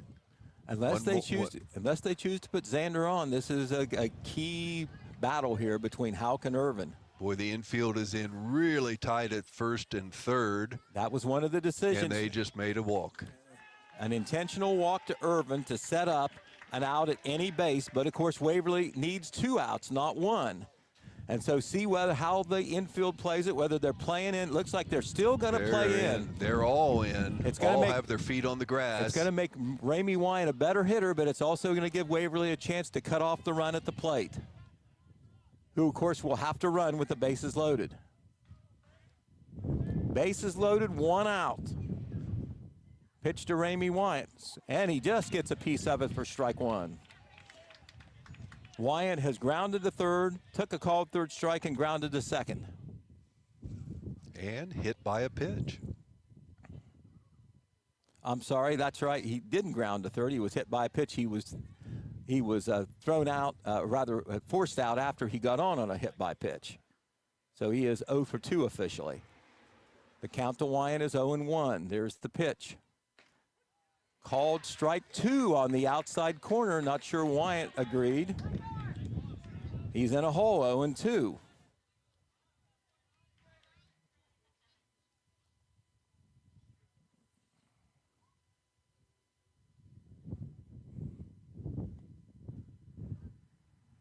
Takes a long look in, does Hunter Houck.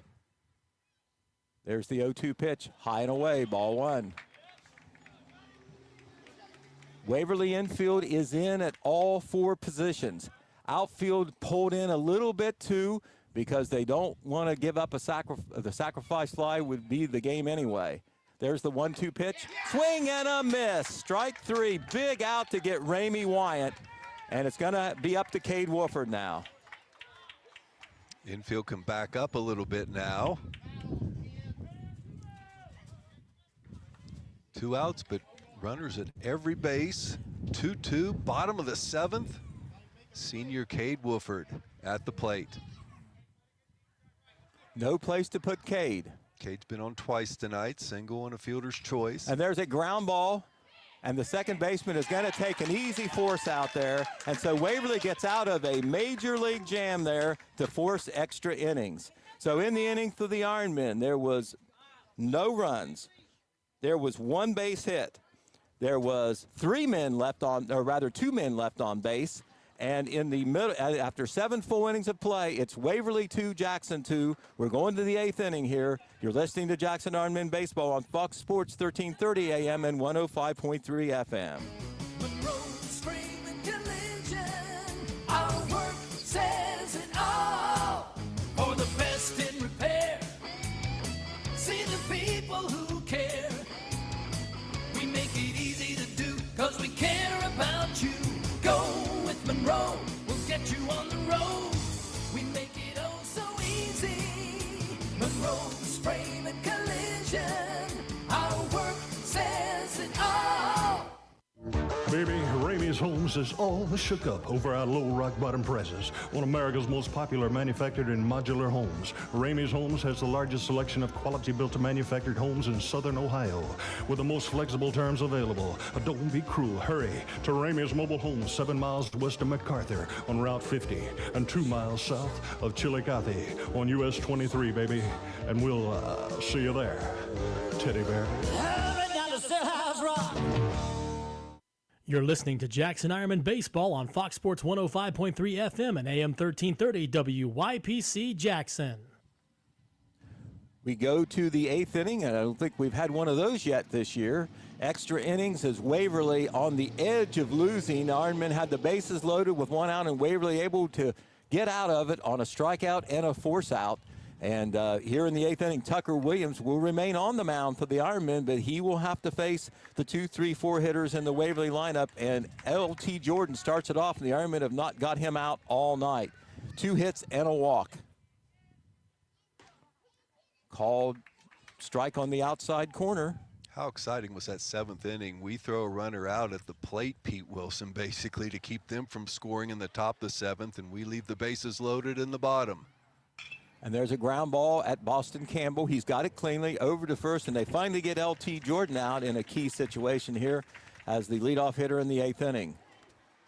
Jace Hurd will be the batter. He has doubled in a Waverly run. He has flied deep to left, and he reached on a walk. So he's been problems for the Ironmen today. I believe they were 0-2 on Jace Hurd, and he ended up working Williams for a walk and then came around to score the second run, which Waverly had to get to be where we are right now. Curveball, called strike 1.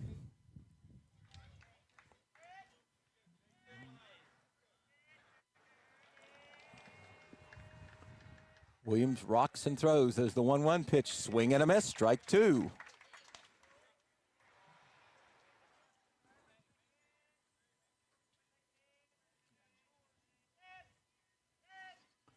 Williams ahead of Hurd. No balls, 2 strikes. Top of the 8th. We're extra innings here. 2-2 ball game. There's the pitch. Swing and a miss. Strike 3. Gets away from Ernst. He's going to have to throw down to first base. Oh. And it gets by Gavin Jones, and all the way into second goes Hurd. That's going to go down as a strikeout and a error on the catcher. Whoa, the home plate umpire, I think, is calling runner interference and is going to call him out. The throw from Ernst gets away from the Gavin Jones. runner gets all the way to second base, but the umpire immediately called him out. I think he might have called him out of the baseline. That might be. I'd like to hear that discussion. Both umpires and the head coach of Waverly are discussing the situation, but he definitely we're seeing the runner, Jace Hurd, leave second base and walk toward the dugout. He was called out. Right. Well, of course, that could make a difference. I didn't really note where he was in the baseline there, but of course that would interfere with a throw from the catcher. Absolutely. That I thought was probably a little bit offline, but anyway, that is a big call by the umpire right there.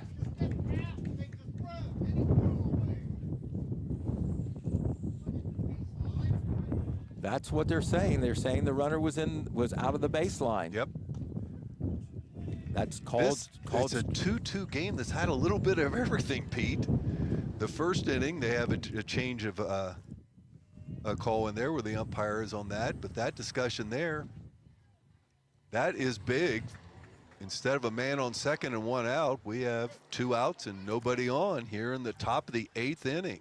Right, and Hunter Houck, the cleanup hitter, up. What if he's batting with 1 out and the runner at second? And he did deliver with an RBI double the last time in that situation. Hit a deep fly to right field that brought in a run. 0-2 pitch to Houck is a line drive the other way into left field, and boy, I tell you what. That makes the Waverly fans upset because that might have been enough to get the runner in from second and give Waverly the lead, but instead, man on first, 2 outs, 2-2 still the score. And this will bring up Ben Nichols, the designated hitter. He has flied to center twice and grounded to third. Hit it pretty deep the last time to center field, and Cade Wolford was able to run it down.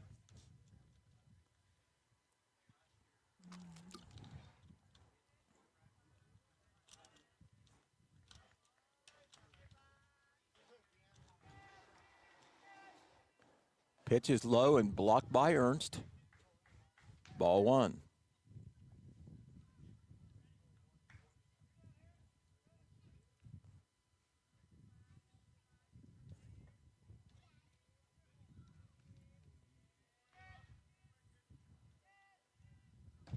In there for strike 1. 1 ball and 1 strike to Ben Nichols.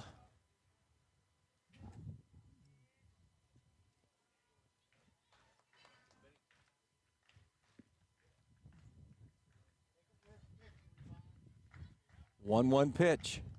Curveball is hit foul and out of play to the right side. 1 ball and 2 strikes. Ironman defense playing it straight away. Outfield is deep. Waverly has a runner at first base, a 2-out single by Hunter Houck. Timeout is called.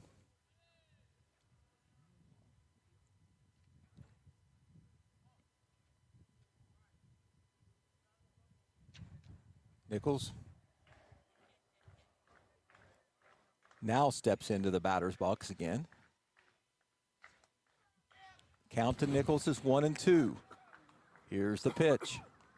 And there's a bouncer at Campbell. He's got it. Rights himself, throws over to first, and that is the end of the inning for the Tigers. No runs, 1 hit, no Jackson errors, 1 runner left on base in the middle of the 8th inning. We remain deadlocked here. It's the Jackson Ironmen 2, the Waverly Tigers 2. You're listening to Jackson Ironmen Baseball on Fox Sports 1330 AM and 105.3 FM. How do you hothead? Build your own burrito or bowl, or pick a craft recipe from Leroy's lineup. At Hothead Burritos, we have bold burrito and bowl combinations, like the Hawaiian with fresh pineapple, seasoned chicken, and sweet habanero sauce. The Jalapeno Ranch, loaded with tender, meaty steak. And Leroy's Spicy Chicken, featuring our famous hothead sauce. Burrito or bowl, our craft menu features even more of what you love. More choices, more flavor. It's all yours at Hothead Burritos. We'll go to the bottom half of the 8th inning, and still what is a 2-2 tie. And Hunter Houck, the Waverly left-hander, who's done a wonderful job since he's been out there. He's kept the Ironmen on 2. He will continue, and it will be the 8, 9, and 1 hitters for the Ironmen, and that means we'll start off with Bodie Wolford.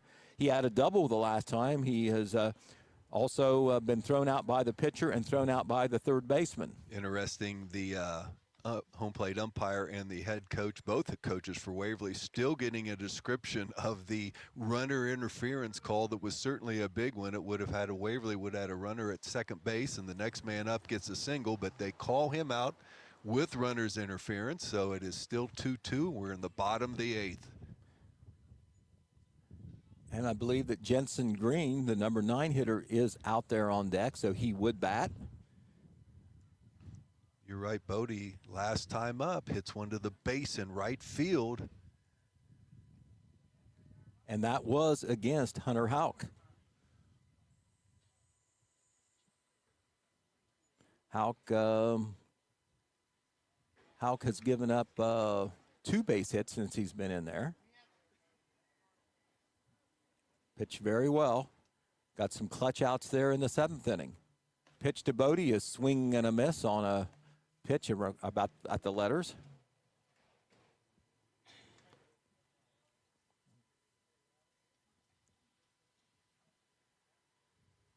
Oh, 1 pitch to Bodie is down low, ball 1. 1 ball and 1 strike.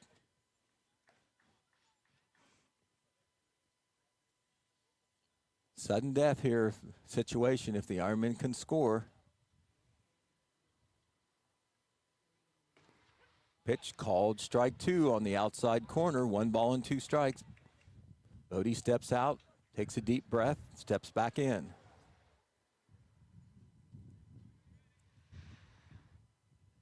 One-two pitch from Houck, and there is a ground ball on 2 hops to the shortstop. Throws across the diamond, got Bodie. Just by a half step. Good play by the shortstop. Had to take it on the short hop and throw across the diamond and does the job. And Jensen Green will be the 1-out hitter. He was able to work Houck for a very big, what appeared to be a very big walk in the 6th inning. As it turned out, the Ironmen did not score in that inning, but Green kept the inning alive. The only real walk by a Waverly pitcher, the other walk in the evening was a automatic walk when they tried to, and there's a hit by a pitch when they automatically walked Xander Irvin to load the bases. And on the very first pitch, Green gets hit on the back, and so he becomes the potential tying run there at first base.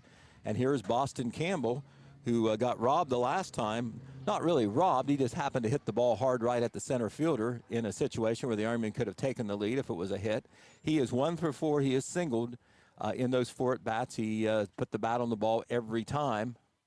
And the pitch to Campbell is up high, ball 1. No, they call it a strike. Called strike 1 on Campbell. Campbell showed no signs of bunting here with 1 out. Nope.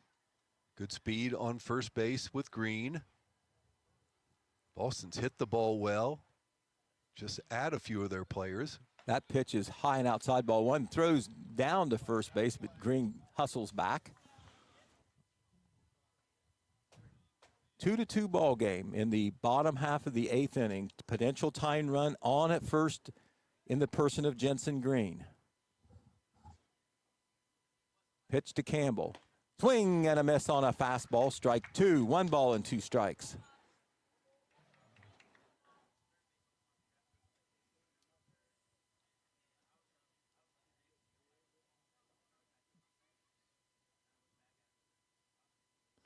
One-two pitch to Campbell, outside and high, ball 2. 2 balls and 2 strikes. 1 on, 1 out.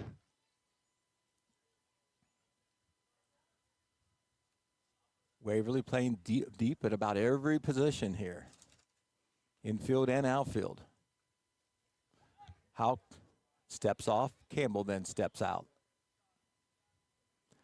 1 out, 1 on, bottom of the 8th. Extra innings, of course, here on the high school level. Regulation is 7 innings. We're in the bottom half of the 8th in a 2-2 ball game. 2-2 pitch coming to Campbell. And it's fouled out of play. Green was running on the play. I think Jensen had that one stole. Boston keeps himself alive at the plate, fouls it back. Puts a little extra pressure on the batter because he knows that the runner is running. 2-2 pitch.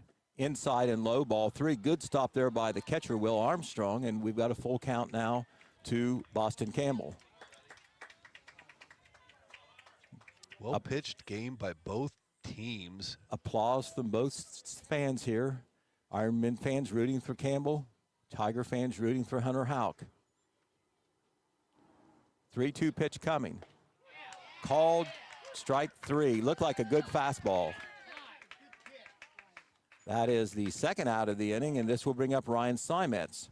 Simetz has scored both Jackson runs. He has singled twice. 3 times. No, I'm sorry, singled 3 times. Don't take one away from the man. How about a 4-hit performance here? And flied out deep to center. 3 hits consecutive for Ryan Simetz. And that's fouled back at the screen, our way, strike 1. Jensen Green was on the move. You're right, he was running with the pitch.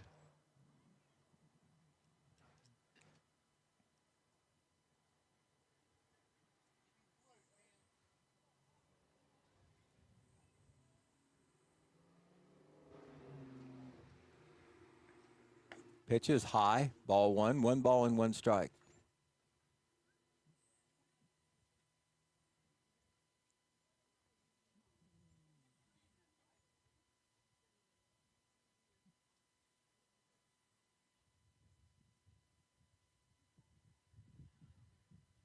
Pitch is high, another fastball, 2 balls and 1 strike.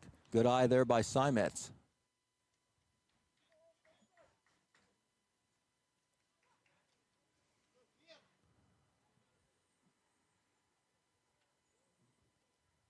Two outs, 1 on.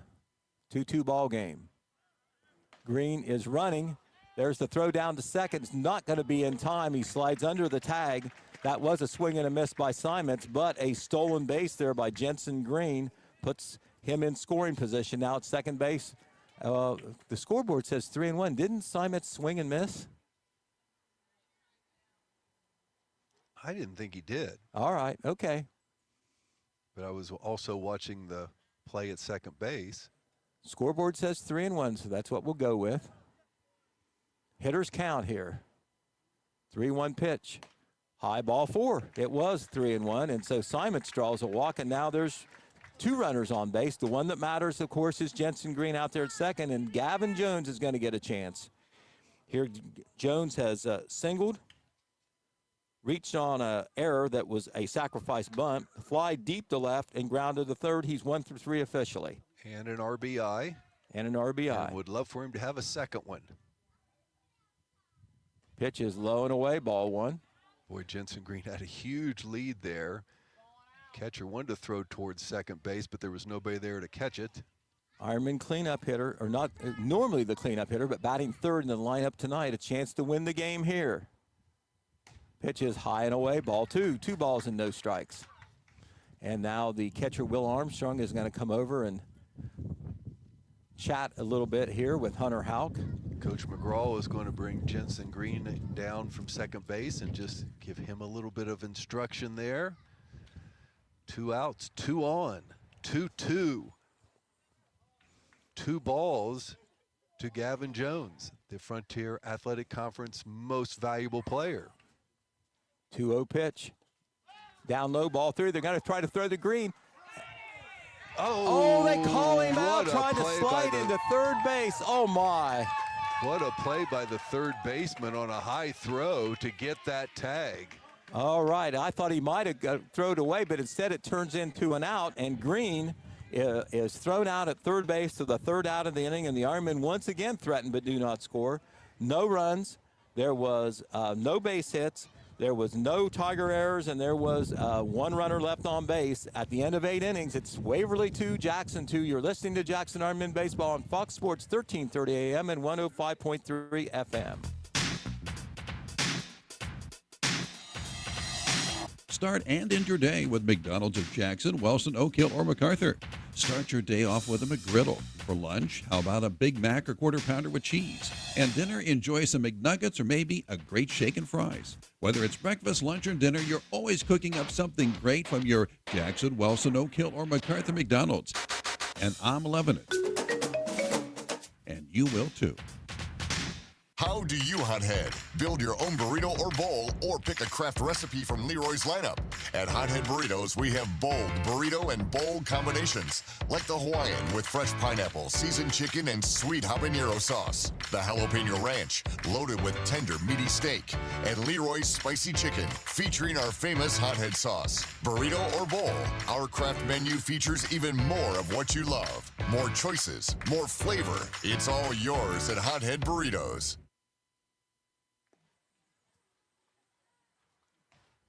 We go to the 9th inning now in this taut 2-2 game. Ironmen with threats the last 3 innings weren't able to push across the run. Waverly had an opportunity as well, and the score has stayed 2-2 since the 6th inning when Waverly was able to tie the game. Here in the 9th inning, it'll be, looks like number 6, Quentin Hurd is going to come back. He was pinch hit for the last time, but he's going to bat this time. And then Jamison Morton and Will Armstrong, at least that's what we have on in the scorebook. We just witnessed a great play by their third baseman, Pete Wilson, to not only make the catch from the catcher with Jensen Green trying to steal third base, but then to get the tag. It was just a spectacular play. Absolutely. And that Hurd play shows bunt, and boy, Ramey Wyatt was about halfway to home plate there to cover it. That play comes with Gavin Jones at the plate, so that was big. And there is a line drive by the pitcher and into right center field. Second baseman Campbell not able to get it, and that is a good start to the Tigers in the 9th inning as Quentin Hurd singles to right field. Always like to get that first batter on base. See if the Tigers will try to play some small ball now. They are in the bottom of their order, the 7, 8, and 9 hitters, so let's see what they do. Jamison Morton is the batter. He has struck out twice and is 0 for 3. Ramey Wyatt about 6 feet in on the grass. He squares the bunt, and it's bunted foul back on the home plate screen for strike 1. Pete, what do we do? The brand new scoreboard, one of the best I would say anywhere in Southeast Ohio, only has 9 innings up there. I think you just start back over with the first. Oh, okay. 0-1 pitch. He squares to bunt again and bunts foul. So far the bunt has not worked. And now with an 0-2 pitch, I doubt if he's going to be bunting again, but we'll see. And Coach Josh McGraw coming out to have a word with Noah Ernst. Xander Irvin has warmed up multiple times tonight in the bullpen. This is actually the 5th inning of work for Tucker Williams. Right, Wyatt went 4 to start the game. But Williams has pitched well, given up only 1 run. Well-pitched game for Coach McGraw. Absolutely. Usually he does get a good pitch game, whoever's out there.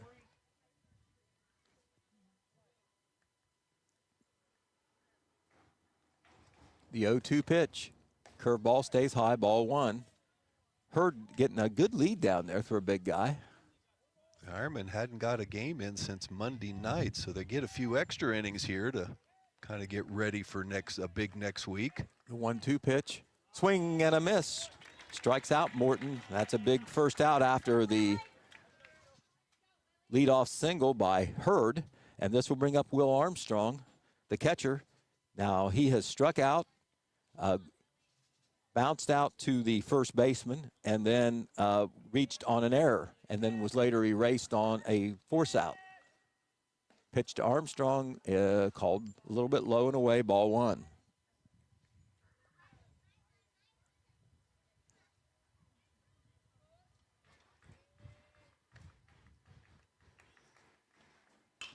And that's a bouncer. Simon's got the high hop, throws over to second, back to first, not in time. Nice play by Simon. Yes, it was. Took a bad hop, and he was able to stay cool, glove it, and then make the short throw over to Campbell, who alertly was covering second. And so they do knock off the lead runner. Safe at first. On the fielder's choice is Will Armstrong.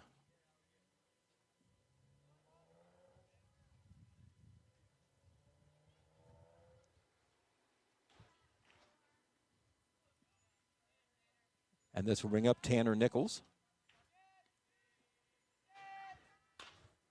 And there is a bouncer. First baseman's got it, and Gavin Jones is going to take it unassisted. And the Ironmen get out of the ninth inning in spite of the leadoff single. No runs, one hit for the Tigers, no Jackson errors, one runner left on base. We go to the bottom of the ninth, and it's still the Jackson Ironmen 2, the Waverly Tigers 2. You're listening to Jackson Ironmen Baseball on Fox Sports 1330 AM and 105.3 FM.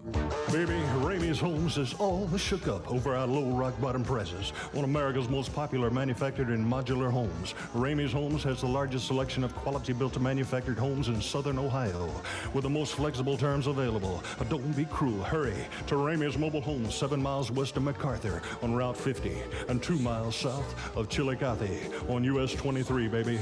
And we'll see you there, Teddy Bear. Hurry down to Stillhouse Rock.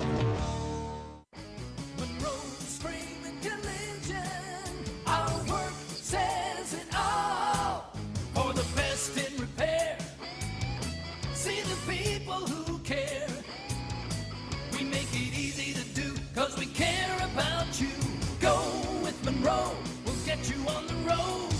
We make it oh so easy. Monroe's Frame and Collision.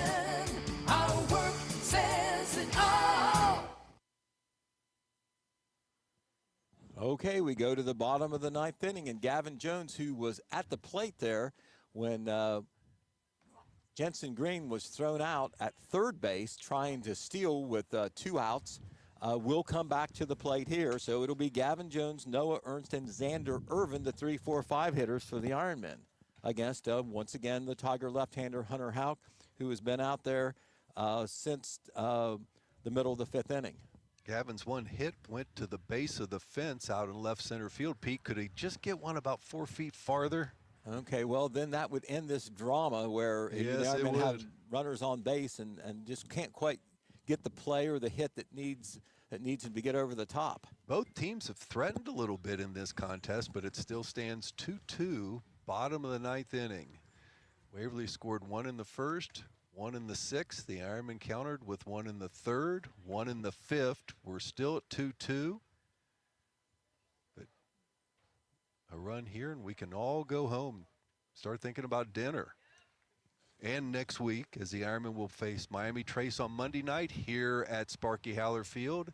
And then it's tournament baseball on Wednesday night, once again here on Sparky Howler Field. We'll be here for all those. All right, bottom half of the ninth. Gavin Jones will lead it off against Hunter Houck. Each team has had 2 pitchers, but all 4 pitchers tonight have been outstanding.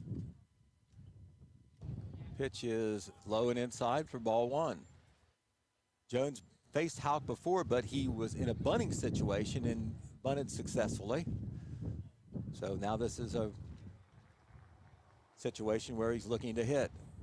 Pitch is inside for ball 2. 2 balls and no strikes.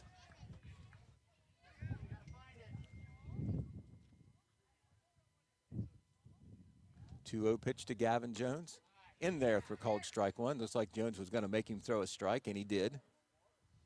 2 balls and 1 strike.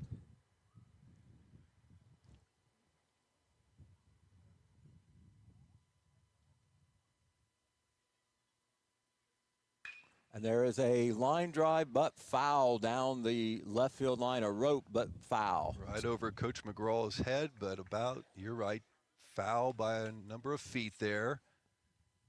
2 balls and 2 strikes.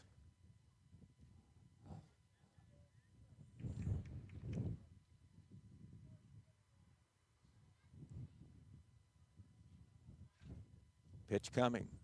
And there is a ground ball foul towards the Jackson dugout. Jones out in front again.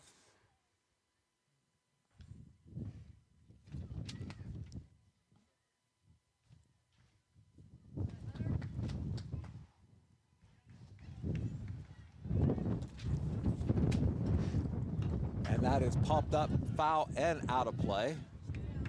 Gavin staying alive.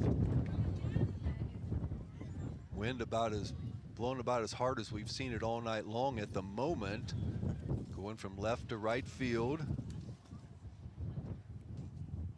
The wind is strong enough to knock over a Mountain Dew bottle with that's 1/4 full. because that happened, and it was retrieved by a good-natured fan. We need that. It's been a 9-inning game. Pitch to Gavin Jones, deep fly. I think it's going to be in foul territory. Does the left fielder have a play? No. He does not. Lands luckily in our bullpen, right toward the back of it. If it's a few feet farther, he has a play on that ball. Right, there's a lot of foul territory down that left field line deep. But it went in the bullpen, thankfully. No chance to catch it by the left fielder down there, who was trying like the devil to get to it. Still 2-2. Nobody out. Leadoff batter. FAC Player of the Year, junior Gavin Jones. 2-2 pitch to Gavin Jones. And that is hit in the air to center field. Center fielder going back, and he drops it. Gavin Jones is going to go into second base. And I tell you what, he had to run a ways to get it, but it just bounced out of his glove. You tell me if I'm wrong, Dan. I'm going to call that an error on the center fielder. I think you got to call it an error. I don't know whether he lost it in the sun right at the last second. It hit in his glove, bounced out, but the Ironmen have an opportunity here, a little bit of a break. Gavin Jones is second base, nobody out, and Coach McGraw is going to talk things over with Noah Ernst. Noah has that RBI double, also a single tonight, but do you bunt him over to third base? That has to be what the discussion is concerning. The last time Noah Ernst was able to get a sacrifice bunt, he actually bunted it a little hard, but the Ironmen, it worked out because the runners were able to advance. Meeting on the mound also with Coach Noble and most of all his infield. Talking things over. Was he making a pitching change? It looks, yes. Going to have a new pitcher, the third Waverly pitcher. We'll have to see who it is. He hadn't turned around to give us his number yet. Looks like some changes taking place for Waverly defensively. Once again, Gavin Jones on second base. We're going to have a right-hander. It's going to be Jace Hurd coming in to pitch for Waverly. He'll get his warm-up pitches. Oh, Houck did a good job. Yes, he did. Only gave up, he didn't give up any runs, as a matter of fact, although he is responsible for the runner at second. And remember, he reached on what we called an error when the center fielder tried to make a running catch, seemed to get there, but then the ball popped out of his glove, and Gavin Jones ends up at second base. Third time Gavin's been on base. Let's hope it results in his first run of the night. And if that is so, it will be a win number 20 for the Ironmen. Interesting stat here, Pete Wilson. I didn't want to put the jinx on him, but Coach Josh McGraw, as a Jackson Ironman head baseball coach, is standing at 179 wins in his career. This one would be number 180. Okay, well, if we can get it. It's a lot of wins. A lot of wins, and it'd be a fourth straight season with 20 wins or more for this Jackson baseball program. Well, but we got to get it done. We were in a good situation a couple innings ago and didn't get the run in, so let's see if we can do it here. They're going to automatically walk Noah Ernst to set up a double play, and also maybe not to have to face Noah Ernst. The other Ironman who was automatically walked is now up at the plate. He's not going to get that opportunity this time. Xander Irvin at the plate, 2 on, nobody out. The Tigers setting up a double play or avoiding Noah Ernst, whichever it is. There's nobody out. But once again, the runner at first does not mean anything to the outcome of this game right now. Pitch to Xander Irvin is bunted in the air back towards home plate, but foul. Yeah, it's a great opportunity with this grass to bunt down the third baseline. Third baseman can't come in too tight with a man on second. Let's see if Xander takes a second opportunity to bunt. It's 0-1. Now, if he bunts towards third base, I mean, it's going to put the Tigers a little bit of a pickle. Now the third baseman coming in a little bit. Still not to the grass yet. Nope. 0-1 pitch. Xander Irvin bunts again. That's up in the air. That's going to be an out, and all the runners are able to get back. So the bunt attempt fails there as it stays up too high in the air, and the pitcher is able to make the catch, and the runners stay at second and first with one out. Long time ago, young man at the plate was the starting pitcher. Pete Wilson pitched 4 good innings for the Ironmen. Ramey Wyatt. 1 out, 2 on. Tigers now can move back to double play depth.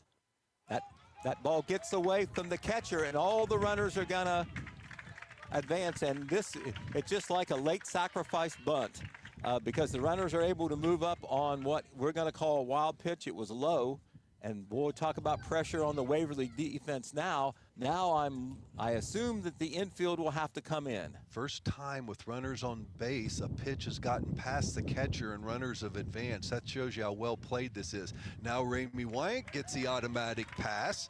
He will walk to load the bases up again. So for the second time in 3 innings, the Ironmen will have bases loaded and 1 man out. And look who's coming up. It's going to be Nolan Johnson batting for Cade Wolford. Nolan Johnson just named all FAC first team, and he's going to get an opportunity, as you mentioned, tweaked a hamstring, but certainly has been hitting the ball nicely for the Ironmen, especially the last half of this season. Nolan with the bases loaded. Infield will be in again. And of course, Jace Hurd hoping for a play at the plate, or even better yet, a strikeout. Johnson's been hitting the ball well here the second half of the season. Pitch to Nolan. Called strike over the outside corner. Nice pitch. That was right on the outside edge.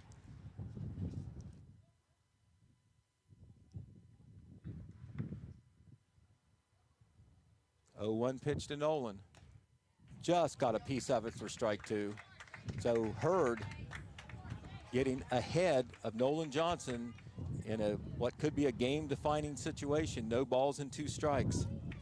Bodie Wolford is on deck for the Ironmen.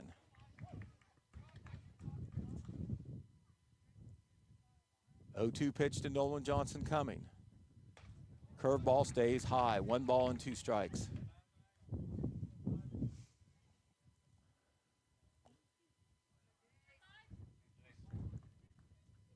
Hurd looks in. Bases loaded, 1 out. 1-2 pitch coming. Way high. Gets away. It gets away from the catcher, and in to score the winning run is Gavin Jones, and the Ironmen win the game 3-2. And how about that, Dan? After all this, they win it on 2 wild pitches. Well, and 2 wild pitches and an error, a 2-base error, Pete Wilson. Think about how well this game was played, and it finally, Waverly makes a few plays here in the bottom of the 9th inning to in the field to allow the Ironmen to come away with win number 20 on the season. Ironmen win it 3-2 as in the bottom of the 9th inning. You know, you're waiting for somebody to blink in such a well-played game, and I guess Waverly can say, as well as they played overall, they blinked. A 2-base error and then 2 consecutive wild pitches there to allow the runners to go from to third and then to score. That was in the person of Gavin Jones, of course. Well pitched, well played game, and a few mistakes down the stretch there by Waverly. The Ironmen come away with win number 20 on the season and win number 180 for Coach Josh McGraw. All right, well, we will take a 4-minute break, and then we'll be back to summarize this game. And it was a 9-inning one, a long one, a big one for the Ironmen as they win their 20th of the season against only 4 losses. And then, of course, as always, we will talk to Coach Josh McGraw as well. You're listening to Jackson Ironman Baseball. This is Fox Sports 1330 AM and 105.3 FM. Financial advisor Chad Niddle of Edward Jones is a proud sponsor of Cincinnati Reds baseball on 97 Country the Bull WCJO. I'm Chad Niddle, your Jackson Edward Jones financial advisor. I believe feeling rich is less about reaching a magic number and more about living life on your terms, with financial strategies that help support a life you love. Because the key to being rich is knowing what counts. So contact me today at 740-286-4872 and let's find your rich. Edward Jones, Member Securities Investor Protection Corp.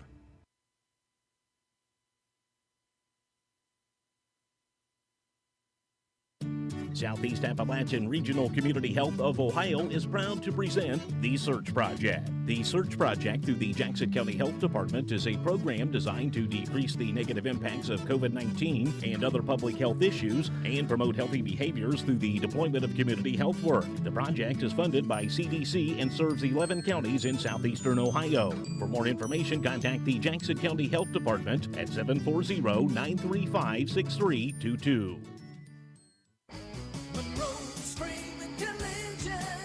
Our work says it all. For the best in repair. See the people who care. We make it easy to do, cause we care about you. Go with Monroe, we'll get you on the road. We make it oh so easy. Monroe's Frame and Collision. Our work says it all. Baby, Ramey's Homes is all shook up over our low rock bottom presses. One of America's most popular manufactured and modular homes. Ramey's Homes has the largest selection of quality built to manufactured homes in southern Ohio with the most flexible terms available. Don't be cruel, hurry to Ramey's Mobile Homes, 7 miles west of MacArthur on Route 50 and 2 miles south of Chillicothe on US 23, baby.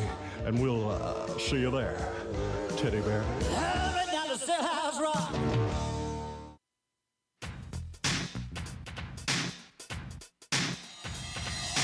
Start and end your day with McDonald's of Jackson, Wellston, Oak Hill, or MacArthur. Start your day off with a McGriddle. For lunch, how about a Big Mac or Quarter Pounder with cheese? And dinner, enjoy some McNuggets or maybe a great shake and fries. Whether it's breakfast, lunch, or dinner, you're always cooking up something great from your Jackson, Wellston, Oak Hill, or MacArthur McDonald's. And I'm loving it. And you will too.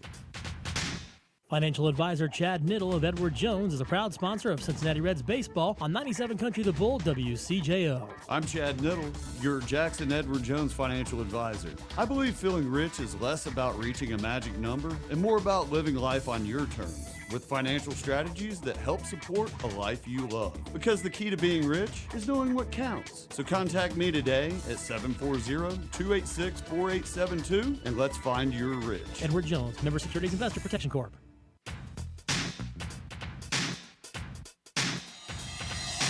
Start and end your day with McDonald's of Jackson, Wellston, Oak Hill, or MacArthur. Start your day off with a McGriddle. For lunch, how about a Big Mac or Quarter Pounder with cheese? And dinner, enjoy some McNuggets or maybe a great shake and fries. Whether it's breakfast, lunch, or dinner, you're always cooking up something great from your Jackson, Wellston, Oak Hill, or MacArthur McDonald's. And I'm loving it. And you will too.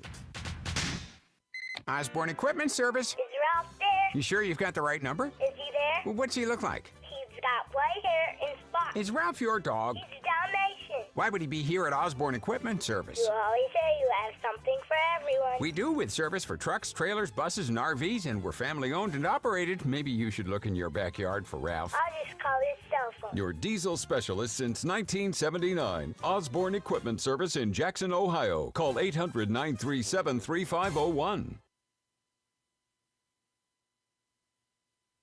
Okay, we're back here at Dick Sparky Haller Field, and yes, we were still playing baseball as we were moving between the 7:30 and 8 o'clock hours, but it does end well for the Ironmen. They score a run, an unearned run in the bottom half of the ninth inning to be able to pull out a 3-2 victory over the Waverly Tigers in a tautly played non-conference game. Neither of these teams cared too much about a non-conference game heading into the tournament. You couldn't tell tonight. A really good ball game, especially well pitched, for the most part well defended as well. But the Ironmen are able to take advantage of some Waverly mistakes in the ninth inning to win. A error by the center fielder that put a runner on second, and then after a couple of wild pitches, Jackson is able to score what proved to be the winning run. Head coach Josh McGraw has worked his way here, Pete Wilson. Let's get him on the air. All right, Coach Josh McGraw joins us. And, Coach, I tell you what, you're got a big game against Miami Trace to finish the conference season, and then the tournament coming up. And if you wanted your Ironmen to be tested in a stressful, close situation heading into the tournament, you got it tonight. Yeah, they had a little playoff baseball atmosphere right there. Yeah, it was. That was a tough ball game. We knew that Waverly's a good baseball team, good baseball program. We had a little trouble with that first guy. Didn't hit real well, and then when we did, it was right at him. But yeah, we're fighting your way through, and we didn't even say a lot as coaching staff, just trying to see how the guys would react, because you don't get too many of these games, especially extra innings and 1-0, 1-1, 2-1, 2-2, those games that are just back and forth, and you kind of want to see how your kids respond to it, and without having to spoon feed them and baby step them through it. I thought they did a great job, kept battling. It's just two good ball clubs facing each other, and we came out on top. Right, and of course, I guess, when you analyze it at the end, of course, Jackson did score an unearned run, took advantage of some Waverly mistakes. Both teams played well, and then Waverly had those mistakes that opened the door, and Jackson took advantage. But I guess when you analyze it at the end of the game, you're talking about your two pitchers who, Ramey Wyatt went 4 innings, and Tucker Williams went 5, held the Waverly Tigers to only 2 runs, each pitcher giving up just 1 run in a tightly played game where they had to get some clutch outs. Yeah, they had to. It was on their backs today because we weren't hitting very well, and we needed them to keep us in the ball game, and they flat out did. That's when we talked to, the first thing I said when we have a team meeting afterwards is pitching dominated today. They won the ball game for us, by keeping us in it, giving us a shot. Ramey Wyatt was great. When you only give up 2 runs to a good team, you're doing something. Ramey for 4 innings, he was legit.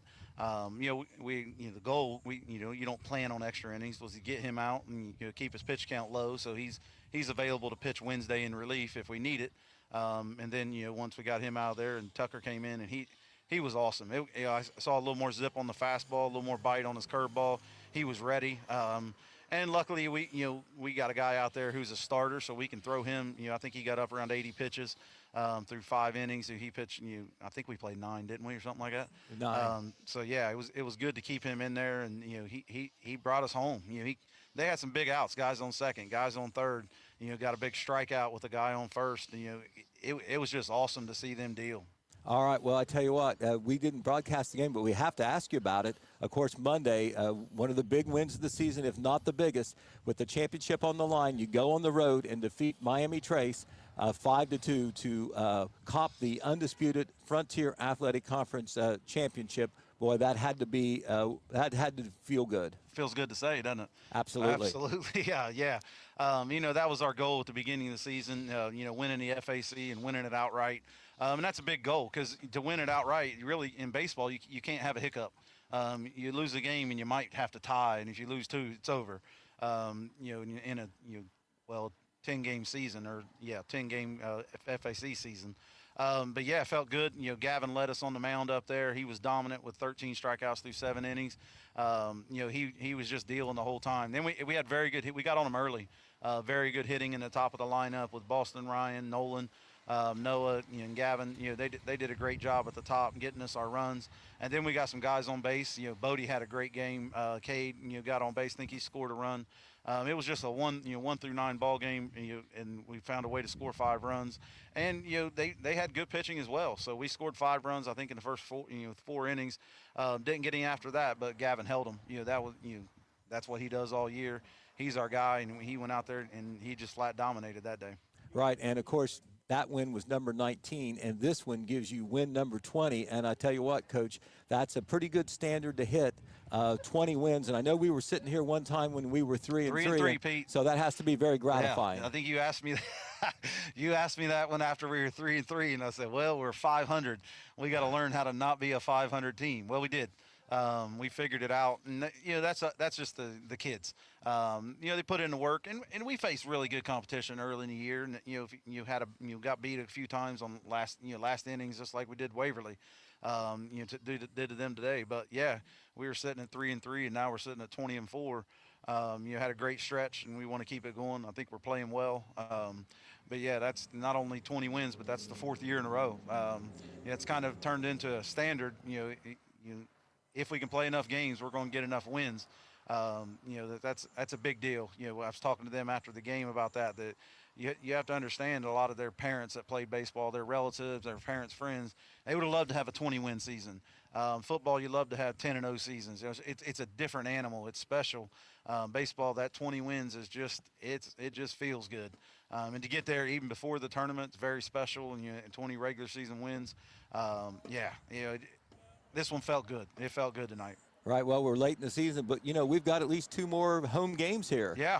Monday against Miami Trace. I know you'd like to find a way to finish 10-0 in the Frontier Athletic Conference, even though you've already won the championship. And then, though, more importantly, though, the tournament game on Wednesday against the winner of the River Valley Marietta game. Yeah, we got Miami Trace here. You know, we're going – I don't consider it really throwing off. You know, we're not going to throw Gavin, or we're not going to throw our top 3 pitchers, our starters, but we're very good below that. You know, got Eli, Ryan, Bodie, Cade, Xander. You know, Xander was going to come in tonight if we went to another inning. Those guys can deal, and they're going to get the Miami Trace game, probably mix it between a few of them. But yeah, again, Wednesday we'll see who we play. You know, goal is to get Miami Trace on Monday, get a good practice on Tuesday, prepare on Tuesday for who we're going to play. And tonight is going to be a big preparation for us on Wednesday. That's why I wanted to play them, you know, well-coached ball club. You know, whether it's Marietta or, you know, River Valley, whatever, we'll prepare, we'll prepare for that and get rolling. But Wednesdays is real. You don't want to say that Wednesday's more important, but it is, you know, than Monday. You know, we're still going to attack Monday, but, you know, we're going to prepare for Wednesday, you know, and we need to win tournament games. That's what it's all about. All right, well, you've heard from Coach Josh McGraw after yet another win. Ironman now 20-4 overall, 14 wins in a row as they roll into the final regular season game Monday, and then the tournament follows Wednesday. We'll be here for both games. Congratulations, Coach. Appreciate it, Pete. All right, you just heard from Coach Josh McGraw after Jackson's 3-2 win over the Waverly Tigers. And, Dan, we had to wait a while, but another W. Another W, and boy, it's been fun. 14 in a row. Pete Wilson, you're right. I remember we were all back there at 3-3, and how this season has changed. This young Ironman baseball team has gotten better as the year went on. Pitching's been pretty consistent all year long. Hitting's got better as they went. As he said, we didn't hit the ball real well tonight, but the pitching held them in there. It's been fun. The Ironmen tried to go 10-0 in the Frontier Athletic Conference Monday night. And then it really gets for real as it's a sectional championship game against the winner of Marietta, River Valley. We're going to guess Marietta on that one, and that one will be here at Sparky Howler Field on Wednesday night. If we can get that one, we move on to Athens as we did last year, and it gets real exciting. Possibly a rematch, maybe with that real good Athens team out of the Tri-Valley Conference. So a lot of speculation, but it's exciting moments. Right, well, the Ironmen certainly playing well, and they keep the train on the track in a tightly game that could have gone either way, but Jackson scores the winning run in the 9th inning, the bottom of the 9th, to win once again. So for Dan Morrow, for Hayden Milliken, for all of our sponsors and our fans that have stuck with us through a long one, once again, the final score this evening, the Jackson Ironmen 3, the Waverly Tigers 2. We'll be back here Monday at 5 o'clock when the Ironmen play Miami Trace to round out the regular season and try to go 10-0 in the Frontier Athletic Conference.